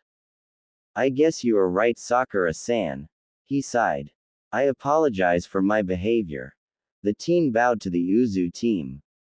The Whirlpool team looked at the bowing teen with an awkward expression before Sakura did something that no one would ever have expected. She smacked her former obsession on the back of his head and made him stumble forward. Oh, get over it, Sasuke-kun. We all make mistakes, it's only human. That's what sensei told me. The girl huffed and crossed her arms in front of her chest. The Uzu team only smiled how Sakura had taken Naruto's advice and became a bit more forward. When she had first come to Uzushiogakure, she had been shy and followed her sensei wherever he went. Only after they returned with the Kitsune clan she opened up to the local genin. "Come on, let's go or we will miss the start of the exam," Tobamaru suggested and everyone nodded. The two teams turned to the entrance and walked inside. As they climbed the stairs they heard the yelling of other hopeful chunins. The teams stepped into the second floor and turned to go to the third but felt something disturb their senses. They immediately realized that a genjutsu tried to confuse their senses. With a short burst of chakra they dispelled the illusion and looked at the other teams that pleaded to get let into the classroom. Sakura only shook her head, bemused how the other teams fell for such a simple trick. She could even tell who the two guards before the room were. The eternal chunins Katetsu and Izumo. "Should we tell them?" Ayuna asked with a equal bemused look. "No. It will lower the competition. It will give us a chance to see who we are up against, and the lesser there are the easier it is," Tobamaru whispered and the others nodded. With a quick set of hand seals, Sakura covered them in a genjutsu to hide their presence and chakra from everyone else. With their disguise set they walked past the teams to another set of stairs because the ones they had come up on had a few loose steps from there on and would make noise if stepped on. The jutsu may cloak their presence and chakra to the eye but it didn't cover the noise they made. "Where did you learn that genjutsu, Sakura-san?" Mikado asked, interested after they had reached the other stairs. "Naruto-sensei taught it to me. He tested me if I had a talent for creating genjutsu, but he said that I was not good at it, but learning other already existing would be no problem with my chakra control," she explained as she released the jutsu. "Did Naruto-sama create it?" Ayuna asked, eager to learn something from the Uzumaki clan head. "Well, no, but he perfected it so far that not even the best censor of the Kitsune clan could find him even if he stood right beside them," the girl explained with a proud smile. She had learned so much from the special Jonin and was quite proud to call him her sensei. The other genins looked at her in awe. They knew that Naruto was good but not this good. Even Sasuke, who knew next to nothing about the Kitsune clan, could understand that it was an amazing feat.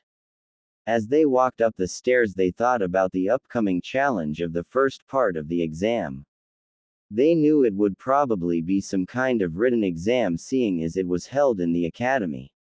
Upon reaching the right classroom they were greeted by their senseis Kakashi Hatake and Hirano Sakumo. "Good morning, sensei." Team Sakumo greeted their sensei with a bow, gaining a proud nod. "Hey there, Kakashi-sensei." Sakura and Sasuke gave their sensei a lazy wave, gaining a sweat drop from said man. "It's good that you all made it here. If one of you were missing then you wouldn't be allowed to continue any further," Kakashi explained as he looked over the 5 genin before him. He knew that the Uzu team were strong and would surely make it to Chunin in this exam. His team, just like any of the Konoha teams, were also very powerful since they upped their training shortly after Naruto took Sakura under his tutelage, but they lacked the needed experience. Though he saw that Sakura had gained power and experience during her trip with the special Jonin. Experience she was willing to share with her teammate after their team was reformed for the exam. "You really thought we would have come here if didn't chose so unanimously," Mikado deadpanned. He was a Uzumaki after all, and he knew that it was unacceptable to leave someone behind or forcefully overrule them, be it a family member or teammate. The other genin nodded in agreement. Sakumo only grinned, knowing that he was right in teaching his team the Uzumaki philosophy. Kakashi smiled as he recognized the Uzumaki will burning at the teen's eyes. "Come on and get in. The exam will begin soon." Tsukumo gestured for both teams to enter and they bowed to their senseis before they walked inside. Inside they were greeted by a huge load of genin from different villages. Some of them turned to the newcomers but dismissed them just as fast except for a few. "Hey there, Sakura," Ino called as she walked up to her friend. "Hey Ino. So you really came?" Sakura taunted with a good-natured smile. "Of course we came. You didn't really think we went through this hellish training Naruto gave Kurenai-sensei for us and not participate?" Ino smirked with a dreamy look as she mentioned Naruto. Unknown to her, Sakura caught the dreamy look and grinned to herself. "So what kind of training did Uzumaki-san put you through, Sakura-san? Was it hard?" Choji asked as he opened a bag of potato chips.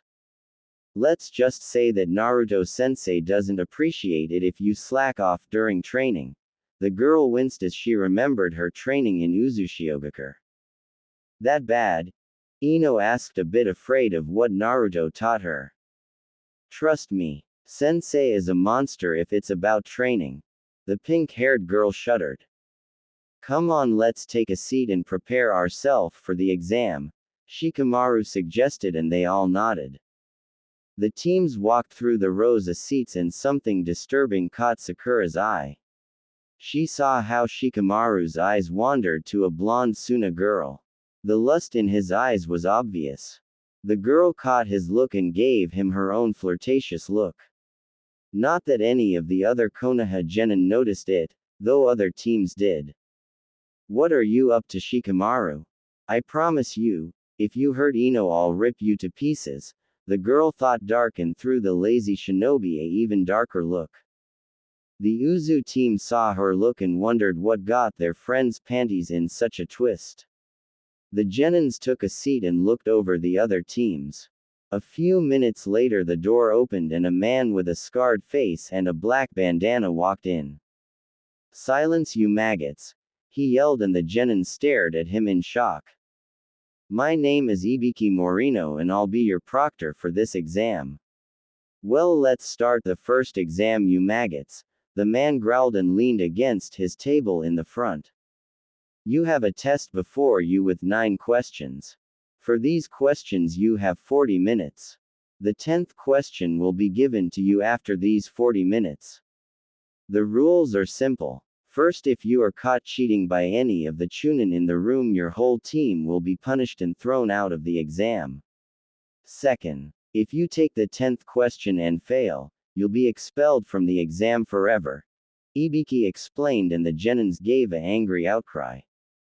"But that's not fair. I have seen others retake the exam before," Kiba yelled and jumped from his seat. "Well, tough luck, kiddo, but they didn't have me as proctor. Now I make the rules and what I say is law." The tortured specialist grinned. That shut the genin up, though Kiba still growled in his seat. "Now begin," he yelled and the genin scrambled to pick up their tests. Unknown to the genin teams, the proctor felt the heavily suppressed chakra signature outside the window. Even he only noticed it because of a minimal chakra spike and he still could barely feel it. The man was impressed and knew just who was hiding there. "Naruto is really good at hiding. I knew the boy would make it far, though I didn't think it would be so soon," the proctor mused. With a grin he walked around his desk and sat down with his feet on the desk. The nervous looks and scribbling of the genins made him smile in delight. He just loved to cause panic and terror in such young minds. To his surprise, he didn't see any of it in the Konoha and Uzu teams. The teams were confident and used their skills to copy the answers from the chunins and other genins in the room. It surprised the torture specialist how good the genins used their individual skills. Team 7, consisting of Uchiha Sasuke and Haruno Sakura, were the first team to catch his attention. The Uchiha was personally trained by Hatake Kakashi and Uchiha Itachi. He had grown exceptional in the last months. He had trained his fire and lightning affinity to a high level. Right now he used his Sharingan hidden behind a genjutsu to copy the hand movements of a Chunin hidden in between the teams. The Haruno girl on the other hand had changed completely. Ibiki had heard of her fanatic obsession with her teammate. But now she was a confident kunoichi that knew how to handle herself. She had bloomed under the tutelage of the bloody fang of Konoha. Right now she had her eyes closed and obviously channeled chakra to her ears and listened to the scribbling around her. Just from the sound she seemed to be able to copy all that was written down and let her hand glide over her test. Team 8 consisting of Hyuga Hinata, Inuzuka Kiba and Aburame Shino. The team had also gained some of his attention since he heard of their progress from his partner in the T&I department. Anko was friends with their sensei and they talked a lot about it. The Hyuga girl had lost her shy attitude since Kurenai had intensified their training. She had mastered her Byakugan to a point that the veins at the side of her eyes during its activation were barely visible.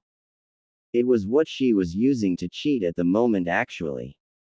Her teammate Shino on the other hand was the same as his clan members and hadn't changed much from the hard training beside gaining 2 new hives in his body. He was stoic, logical and a bit antisocial. Though that worked for him since no one would throw a look in his direction, so he used his bugs to spy the needed answers for him. The last one was the boy named Kiba. He had changed much from the training. His body was more toned and his temper had cooled down. His need to be an alpha had been set back after he had his balls handed to him by the young Hyuga Hanabi. The boy used his little dog to help him cheat. The dog seemed to move his body in a certain pattern to show his partner what were the answers. Team 9 consisting of Rock Lee, Hyuga Neji and Ten had also gained his interest because of their eccentric sensei. Rock Lee was a young and hard-working man that despite his inability to mold chakra had achieved great things. He was determined to prove himself in the eyes of his sensei, his team, the village and most of all himself. His teammate Ten was an orphan that had specialized in weapon usage of all kind. She was a true weapon mistress in making. And even now she used her weapons to gain knowledge. Previous to the exam she had placed a mirror above many seats in the room without anyone noticing. Using them she answered her own questions and tapped with her other hand's index finger on the table. She used a tap code her team had developed to tell her spandex-clad partner the needed answers. Hyuga Neji on the other hand used his dojutsu just like his cousin. Too bad for him that he hadn't mastered it to the point Hinata did, but since none of the Chunins called him out on it, Ibiki kept his mouth shut. He after all only called on teams if he was informed. Team 10 consisting of Yamanaka Ino, Nara Shikamaru and Akamichi Choji was the last Konoha team that had caught the torture specialist's interest. The heir of the Yamanaka clan had a strong will to her since her father had brought her to the T&I department shortly after the attempted rape that was stopped by Naruto. Ever since then she had become a prodigy in her clan's ninjutsu, and she proved it by partially diving into different minds right now without leaving her body behind. Ibiki smiled how his best friend's daughter had developed. Her teammate Choji, like all Akamichi, was a bit on the heavy-built side but a good boy through and through. He may not be the brightest candle in the glower, but he was loyal to his friends and family.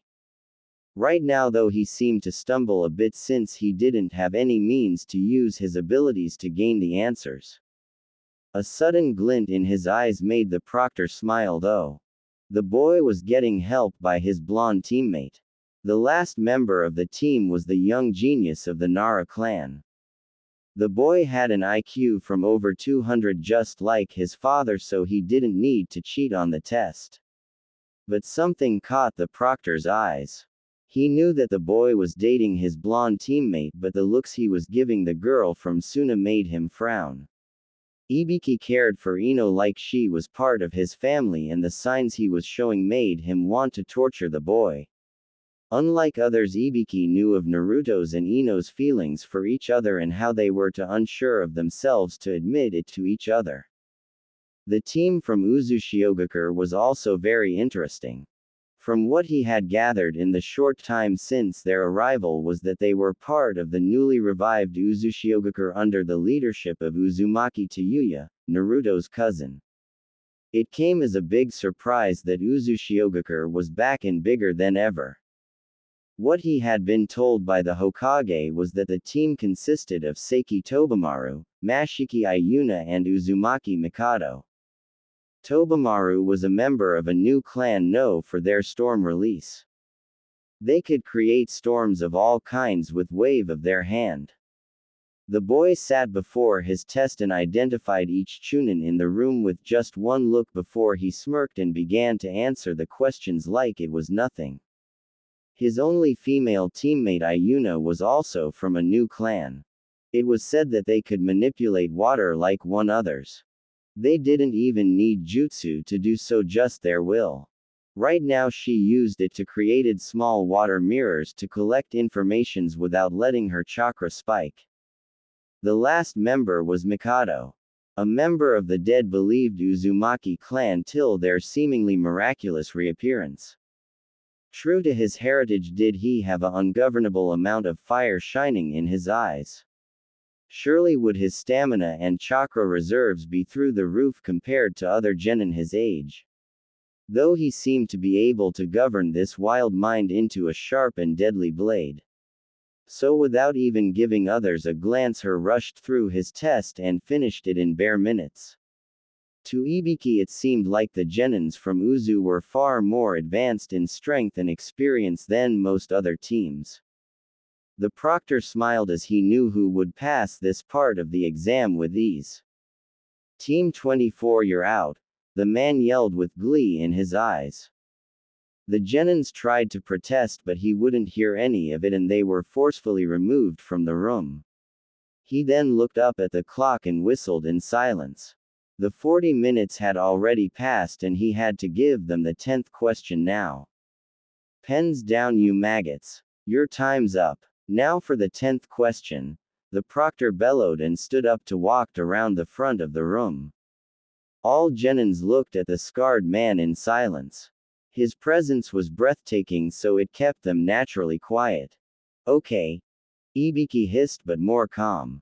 Remember the second rule I told you about earlier. So which of you pussies has it in them to take the question? But remember that if one of your teammates steps down, your whole team will be expelled. Though you can still partake in the next exam. The proctor grinned like a madman. The teams tensed but remained quiet. Slowly but steady teams began to stand up and leave the room. Just 15 minutes later, half the teams left. The teams that remained were all the Konoha teams, the Uzu team, the Suna team and some others. Now to all of you that remained here, you pass, the man exclaimed. What? Everyone roared in shock. What's that supposed to mean? We didn't even answer the 10th question, the Suna girl yelled. The 10th question was a test in itself to see if you had it in you to make a leap of trust, something you have to do as chunin from time to time. You will not always have all informations regarding a mission or run into unforeseen situations during one, and then you have to trust your gut feeling in order to continue or stop the mission. A new calm voice echoed through the room and silenced the genins. Naruto stepped out of the shadows with his hands folded behind his back and stopped beside Ibiki. The proctor nodded to his colleague before he turned to the class. He is right. This exam was not only to test your knowledge and ability to gain informations from your surrounding but also to test your faith in yourself. Ibiki explained calm as he took a cigarette that Naruto offered him and lit it. Just then the window beside the two proctors was smashed in and a banner was spanned behind them by a pair of kunai. Proctor of the second exam. The amazing and single Anko Mitarashi was written on it. A blur shot through the broken window and stopped between the proctors and the class. It was a woman with purple hair, a beige cloak, a see-through mesh armor showing off her well-trained upper body and a short dark skirt. Quote, the genins sat in silence and stared at the crazy woman before them. Did you have to make your entrance that flashy, Anko-san? Naruto sighed as he stepped beside her and rubbed his still ringing ear. Ah, did I hurt your ears, Naru-chan? She cooed, much to the annoyance of two blondes in the room. Please refrain from flirting with me during the exam. It is unprofessional. The vampire deadpanned. But I wanna. The woman pouted, gaining a few giggles here and there. HMPH. Well then, let's go, kiddies. Meet Naru-chan and me at training ground 44 in 30 minutes. If you're late, then you'll forfeit your place in the exam. The snake mistress huffed and crossed her arms under her chest, showing of her even more. She turned to leave with a sultry swing of her hip and walked back to the window she entered through just minutes ago and waited. Naruto just nodded towards the genins and gave Ibiki a small wave before he turned to follow the purple-haired proctor. Next time you make an entrance like that, Anko-san, please don't forget to wear panties. Such flashy moves are very taxing towards your male allies. The vampire stated dry as he walked past the woman, much to her joy that he noticed and shock of the genins. Ino growled at the woman, knowing that she also had a thing for her crush, but she knew she couldn't do anything against the woman at the moment. The proctors of the second exam then jumped out the window towards training ground 44. The genins took that as a sign and scrambled out of the room to get to the training ground. Ibiki only shook his head and began to pick up the paper tests. Naruto and Anko stood before the fence that surrounded the forest of death. Anko watched the genin before her with a sadistic glee while Naruto held her in place with his shadow so she wouldn't do something stupid. Now that you are all here, we can continue. Naruto began before he pointed behind himself with his right thumb. What you see behind me is training ground 44, or as others call it, the Forest of Death. In there the second part of the exam will be held. Each of your teams will get one scroll. It will either be a heaven or earth scroll, and your goal is to get a complete set. You have 5 days to accomplish this task, he explained while a few chunins began to give out documents. The documents you were just given are insurance for the village. During this exam, people will die. Be it due to the dangerous beasts in the forest or through other teams. Before you begin, you have to sign this so that Konoha won't be blamed for your death, he explained with a small grin that was overshadowed by Anko's insane one. But what about food if we have to stay there for 5 days? Choji stammered at the thought that he would starve to death. The forest supplies more than enough food. Be it plants or meat. You just have to know how to find it. Anko explained as she felt Naruto's hold loosen on her. Once you reach in your documents, your teams will get a scroll and a gate number you will start from. You have 30 minutes for this. Any team that has no scroll after that time will be disqualified. Naruto explained as calm as possible as he saw Anko think about how she could torment the genin. The genin began to murmur and shift around as they discussed the documents in their hands. Some filled them without a second thought and some didn't, but slowly the first teams came to get their scrolls. Anko in the meantime found a new hobby for herself. If she wasn't allowed to torment the genin, then she would flirt with Naruto as much as she could without anyone interfering. Now that we are undisturbed, we could finally get to know each other better, she purred as she traced her right index finger across his chest. While I find you very attractive, Anko-san, I don't think it would work out for us. For one, you are 6 years older than me. Secondly, my heart belongs to someone else, and thirdly, it's unprofessional to behave like that out in the open. Naruto deadpanned as he removed her hand tenderly. Ah, come on. Give me a chance, Naru-chan. I'm sure I can make you happy. The young woman pouted. Please stop it, Anko-san. I want to get this exam started without any problems, and then we have our own mission to accomplish. So I need you at your best till this part of the exam is finished. Naruto sighed and straightened his back, much to Anko's confusion. Her confusion was replaced with a maniacal grin as she saw all genin teams stand before a gate. Okay, you maggots. Now that you all got your scrolls, it's time to get this party started.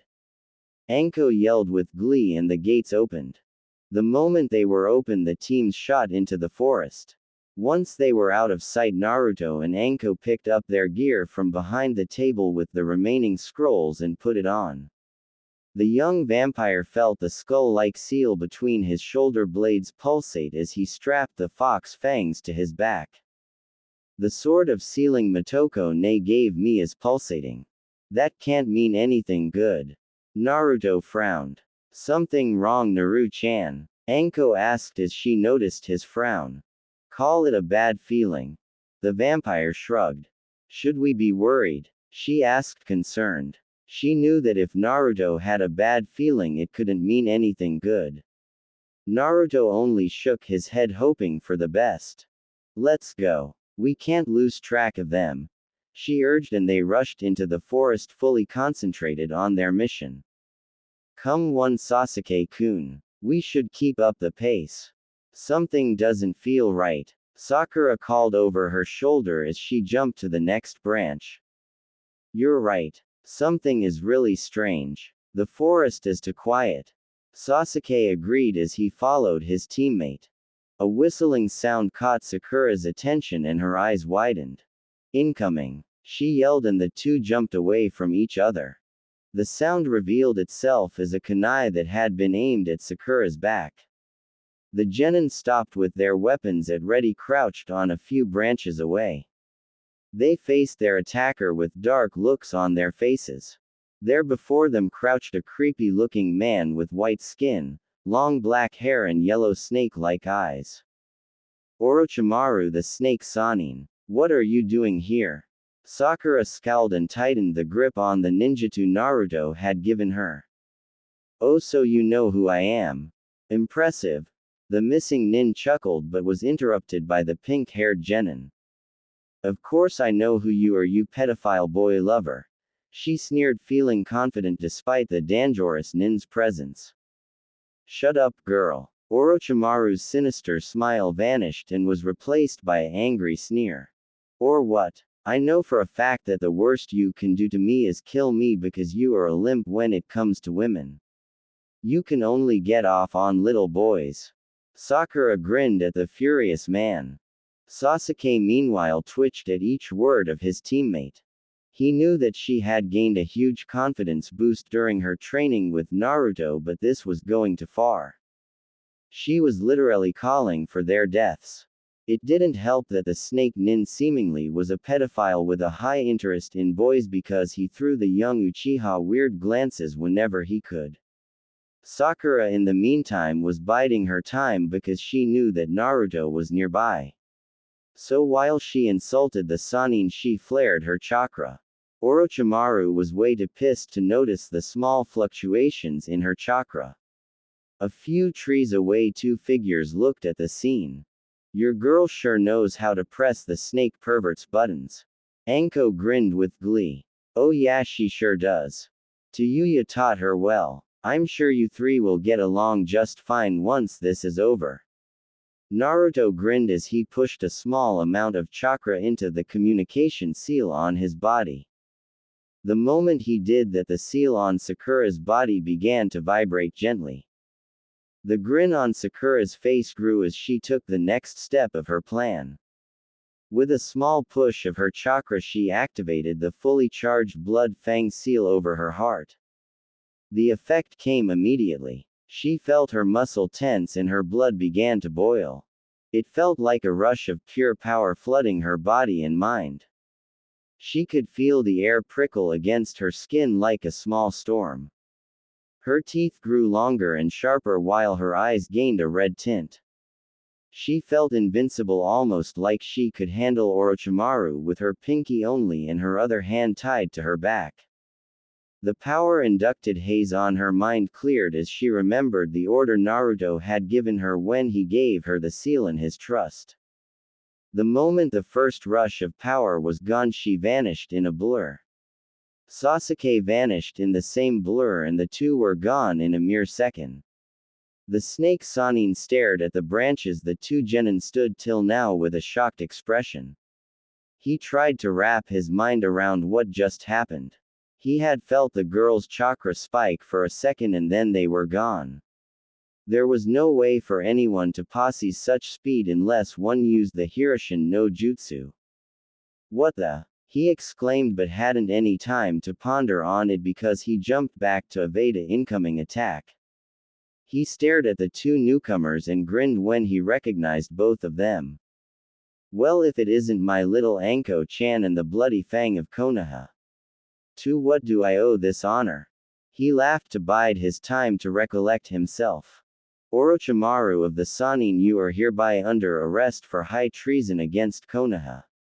I know you won't come with us peacefully, but this will only make it more interesting.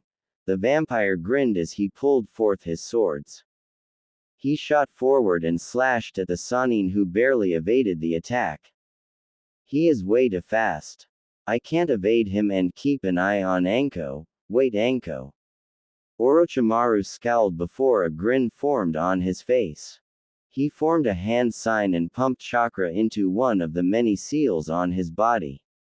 Naruto took Orochimaru's distraction to deliver the finishing blow to the man, but the pained outcry of his partner made him stop and turn to her. Anko squirmed on the branch and screamed in agony. The curse seal on her body glowed fire red against her pale skin. With one jump, the teen was by his partner and crouched beside her. Can you hear me, Anko? He asked, concerned, but kept his eyes on the smirking Sannin. Yes, she hissed through clenched teeth and gripped his arm. That was the moment the young vampire made a mistake. He turned to look at Anko and let the Sannin slip out of his sight. Kill. She hissed before her eyes widened in shock. There behind Naruto hovered the snake nin with the sword of Kusanagi in mid-swing at the young mont's back.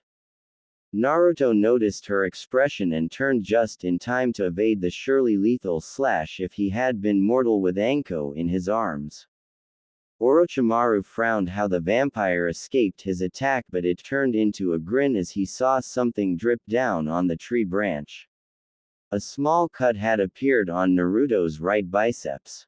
The teen scowled as he looked at the cut because it did more than just damage his clothes and out poison in his body. The Sannin's sword strike had destroyed the seal that held all of Naruto's food reserves. No matter how powerful you are, you won't survive the poison of my Kusanagi. Orochimaru laughed with glee. Your poison may slow down my healing, but I'll survive. You, on the other hand, I'm not so sure about. Naruto growled and pushed his shadow powers all around them. The forest grew darker and a malicious aura spread from Naruto's body. Sets of red glowing eyes began to appear all around them alongside with devilish growling. Orochimaru's concentration on Anko's curse seal broke as he made eye contact with one of the eye sets. These eyes held something unsettling. Take care of him, Baskerville. Naruto snarled and a figure became visible against the black shadows. A tall black dog with a spiked collar stepped on the tree branch to Orochimaru's right. The dog's long tongue hung from his mouth and its red glowing eyes stared right at him. The man shivered as he felt the dark aura of the animal. Then suddenly 4 more eyes opened on the beast's forehead and fixated on him. The dog's mouth began to stretch open and revealed many rows of sharp teeth. Its fur began to bubble away and revealed dark red flesh. With a snarl, the beast jumped forward and attacked the snake nin. He barely evaded the beast and watched in shock how its fangs sunk into the wood and bit right through the solid wood. The branch broke apart from the bite, and with the speed the beast had, it continued to fly further. It twisted its body and landed on a nearby trunk and turned its head to the Sannin with a sick and evil grin on its face. "What kind of beast is that?" he exclaimed, frightened. For once in a long time he felt fear. Fear that came from this unknown beast's malicious aura. It felt even worse than when he faced Manda without a fitting sacrifice. So only one thing came to mind. He turned and ran as fast as he could with Baskerville hot on his tail. Naruto watched the Sannin flee and let his power faded. The forest returned to normal and his legs buckled under him. Anko and him fell on the branch and panted. Anko because she suffered from the curse seal and Naruto because he felt the poison spread through his body. "Anko, I can barely move. You have to take us to safety as soon as you can." He panted and spat out a goblet of blood. "I'll try." She panted and forced herself to her feet. With a deep breath to control herself, she bent down and heaved the young man in an upright position. With another deep breath, she pulled him over her shoulder and took a moment to balance herself with the new weight on top of her. "Where should we go?" She began to get a hold of her breath. "We are too far in the forest to make it outside. Bring us into one of the hollow trees that litter the forest." Naruto groaned as he tried to concentrate his healing factor on the poison. Anko nodded and looked around till she found one not too far away from them. She could only hope that it was uninhabited because neither of them could handle a fight right now. She pumped chakra into her legs and leapt towards the small cave-like opening in the tree. As she landed on the edge of the entrance, she looked around. The cave was big enough for the two of them to sprawl and still have space. Finding no traces of any living being inside, she jumped in and placed the young vampire against the back wall so he could rest. Anko sat down beside him and tried to relax to let the remaining pain ebb away. While Anko relaxed, Naruto suffered from the drain of his energy due to his healing factor. He felt fangs grow out so that they reached out over his lips. "Everything all right, Naruto?" Anko asked, concerned, for once not in the mood to tease him. "It's the hunger. Orochimaru destroyed my whole blood supply when he slashed the seal on my body," he growled as he restrained himself from attacking the beautiful woman beside him. The longer he waited, the more appealing the idea of sinking his fangs into her soft flesh and drinking her blood became. His head slowly drifted towards her and his mouth opened ready for the bite, but he snapped it back the other direction and clenched his jaw shut. Anko saw it and began to realize what was about to happen. She knew what he needed and that the only reliable source for it was she herself. She knew how it worked. She had seen him drain prisoners more than once and was ready to provide him the blood he needed. You can take my blood," she offered and pushed her coat to the side to reveal the smooth skin of her shoulder. Naruto stared at her shoulder with big eyes as his mouth began to water. He felt his reason drift but snapped back to reality. "Are you sure? I don't know if I can stop once I start. The poison was potent enough to challenge my healing factor and that drained my reserves more than I thought. Plus that's not what I'm worried about most," he explained with a growl. Yeah, I trust you not to kill me. I can handle a little pain if you're worried about that." She puffed her chest in pride.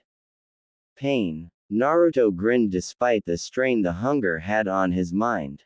"What's so funny?" she asked, confused. "The only pain you'll feel is when my fangs pierce your skin. After that is only unlimited pleasure."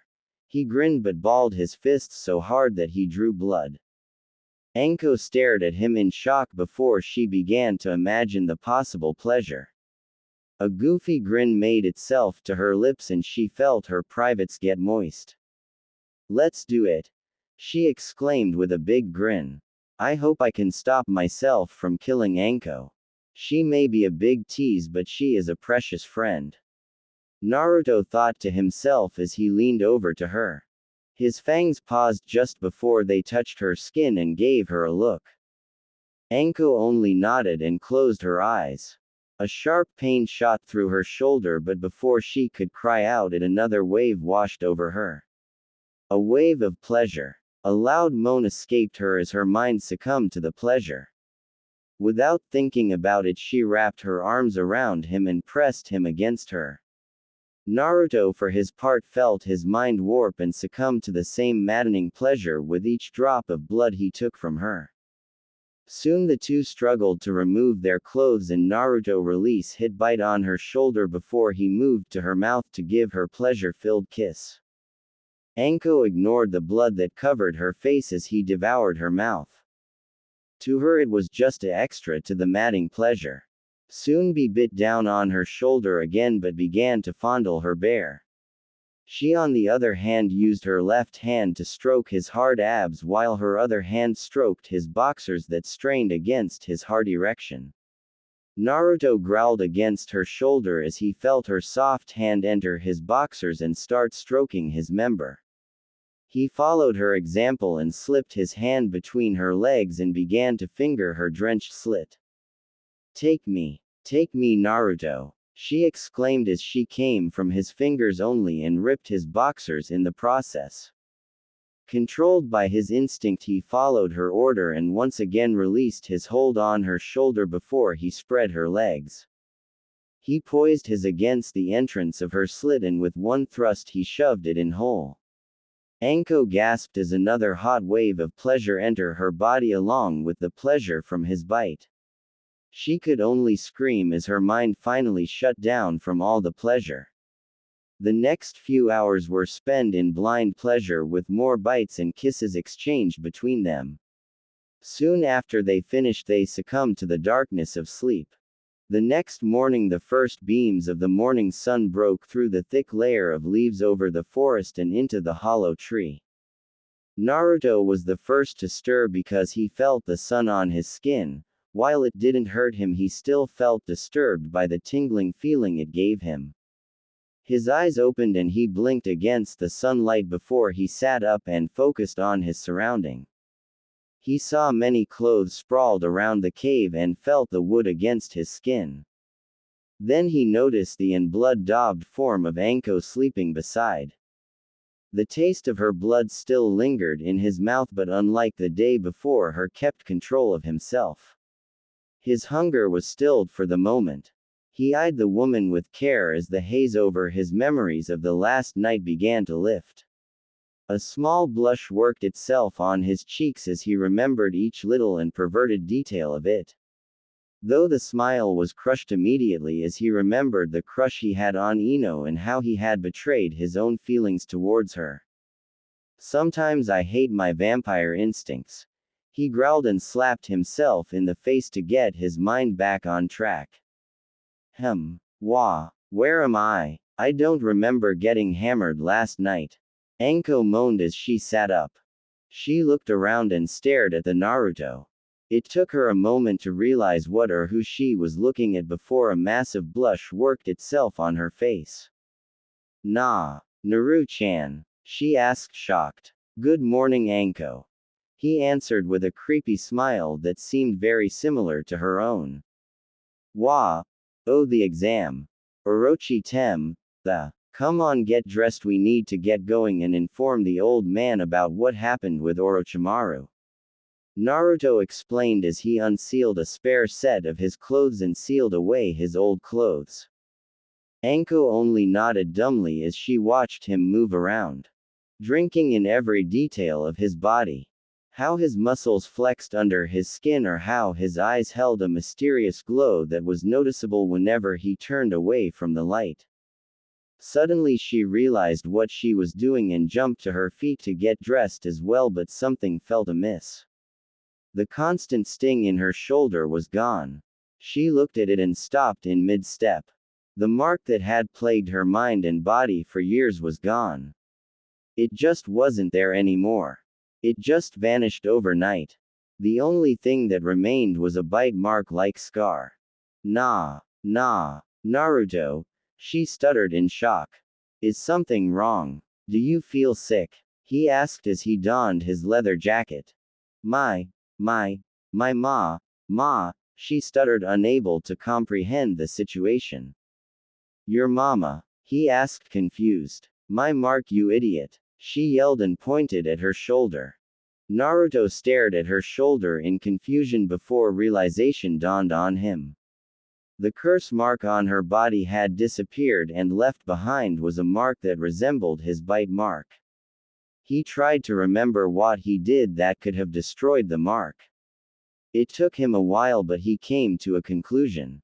I think I sucked out the part of Orochimaru's soul that was within the seal, and without it the seal couldn't hold itself together and collapsed, he explained with a thoughtful expression. But how? Anko asked, stunned. I'm the Shinigami's representative in the mortal plane. Did you really think I could only look cool and do some fancy tricks? Like Motoko ne, I can affect a soul directly. He explained calm and strapped his blades to his back. Anko nodded dumbly, too stunned to make a scene, and put on her cloak. A few minutes later the two Jonin left their hideout and hurried towards the Hokage Tower to give their report. As they ran, the young vampire extended his senses and felt for the 5 blood-fang seals that were inside the forest. 4 of them were unused and on standby. Only one was activated but set to standby. But all seals were inside the tower, much to his relief. He also didn't feel any newly placed curse seal, so he knew that Sasuke was safe for now. By the way, Anko, can we keep what happened here to ourselves? He asked, a bit unsure. You mean our passionate? She grinned but was interrupted by him. Yes, I mean that. You know that I like someone else, and I already feel bad enough that I betrayed my own feelings for her. While I undoubtedly enjoyed it, it doesn't change the fact that I still stand to my feelings. He sighed as he imagined how Ino would react should she ever find out about his weakness. Okay, but you're making it quite hard to, because it was really good. She smiled and swore to herself that she would find out who he liked and talk her into sharing him. Pumping more chakra into their legs, they leapt from the thick forest into the smaller trees and continued towards the tower. You think Naruto ni will be alright? Sasuke asked as he and Sakura ate their lunch. Of course he'll be fine. Sensei is strong. I'm more worried about that Anko woman. She has a history with Orochimaru. She could have become Sensei's weakness if things turn bad. Sakura mused more to herself than to him. Very reassuring, Sakura. You just know how to build up my confidence in Naruto ni's safety. The Uchiha mumbled with a mock frown. Sorry. I'm also worried about him, but I'm sure he is fine, she assured him. Got that right, Sakura. No way in hell will Naruto-sama die because of the snake pedophile. Mikado exclaimed as he and his team walked up to them with their trays in hand. Hey there. How are you today? Sakura greeted the Uzu team. Everything's fine, Sakura. Thanks. Ayuna smiled and sat beside the bubble-haired girl. The boys only nodded their answer and sat down with their own food. So how did you two get here so fast? You were here before us and that freaky Suna team. Tobamaru asked, curious. I snitched an extra scroll when I handed our wills back to get a scroll. Sakura shrugged, much to the Uzu team's shock. So you cheated? Ayuna asked, shocked. We are ninja. Cheating is our middle name right after deception. The Konoha girl grinned. That's so bad. Mikado laughed and the others followed his example. I still don't know how you pulled that off. Sasuke grinned as he calmed down a bit. I learned a lot from Sensei. He even taught me how to pick pockets in broad daylight even if the person is looking at you. She grinned and Tobamaru smiled. So you learned one of Uzu's mandatory skills for the academy. Impressive for such a short time you've been there. He complimented her. Thanks. She blushed at the praise. Could you teach me how to do that, Sakura? That sounds really useful and cool. Sasuke asked his teammate. Sure. I would love to. She smiled. By the way, Sakura, did you hear the latest rumor before we left Uzu? Ayuna asked with a evil glint in her eyes. The boys knew that glint. It was the sign of a gossip lover. They shivered at the thought but kept their thoughts to themselves. You mean that one where that fisherman saw a fish walk on land like a human? She asked, which gained disbelieving looks from the boys. No. That's so yesterday. I mean the one that Naruto-sama is in love with a Konoha genin. She grinned. This one gained wide eyes from everyone at the table while Sakura also began to sweat. She knew who Ayuna was talking about but she promised her sensei not reveal anything about it. Unfortunately the other girl noticed the nervous twitch of Sakura's eyes and grinned victorious.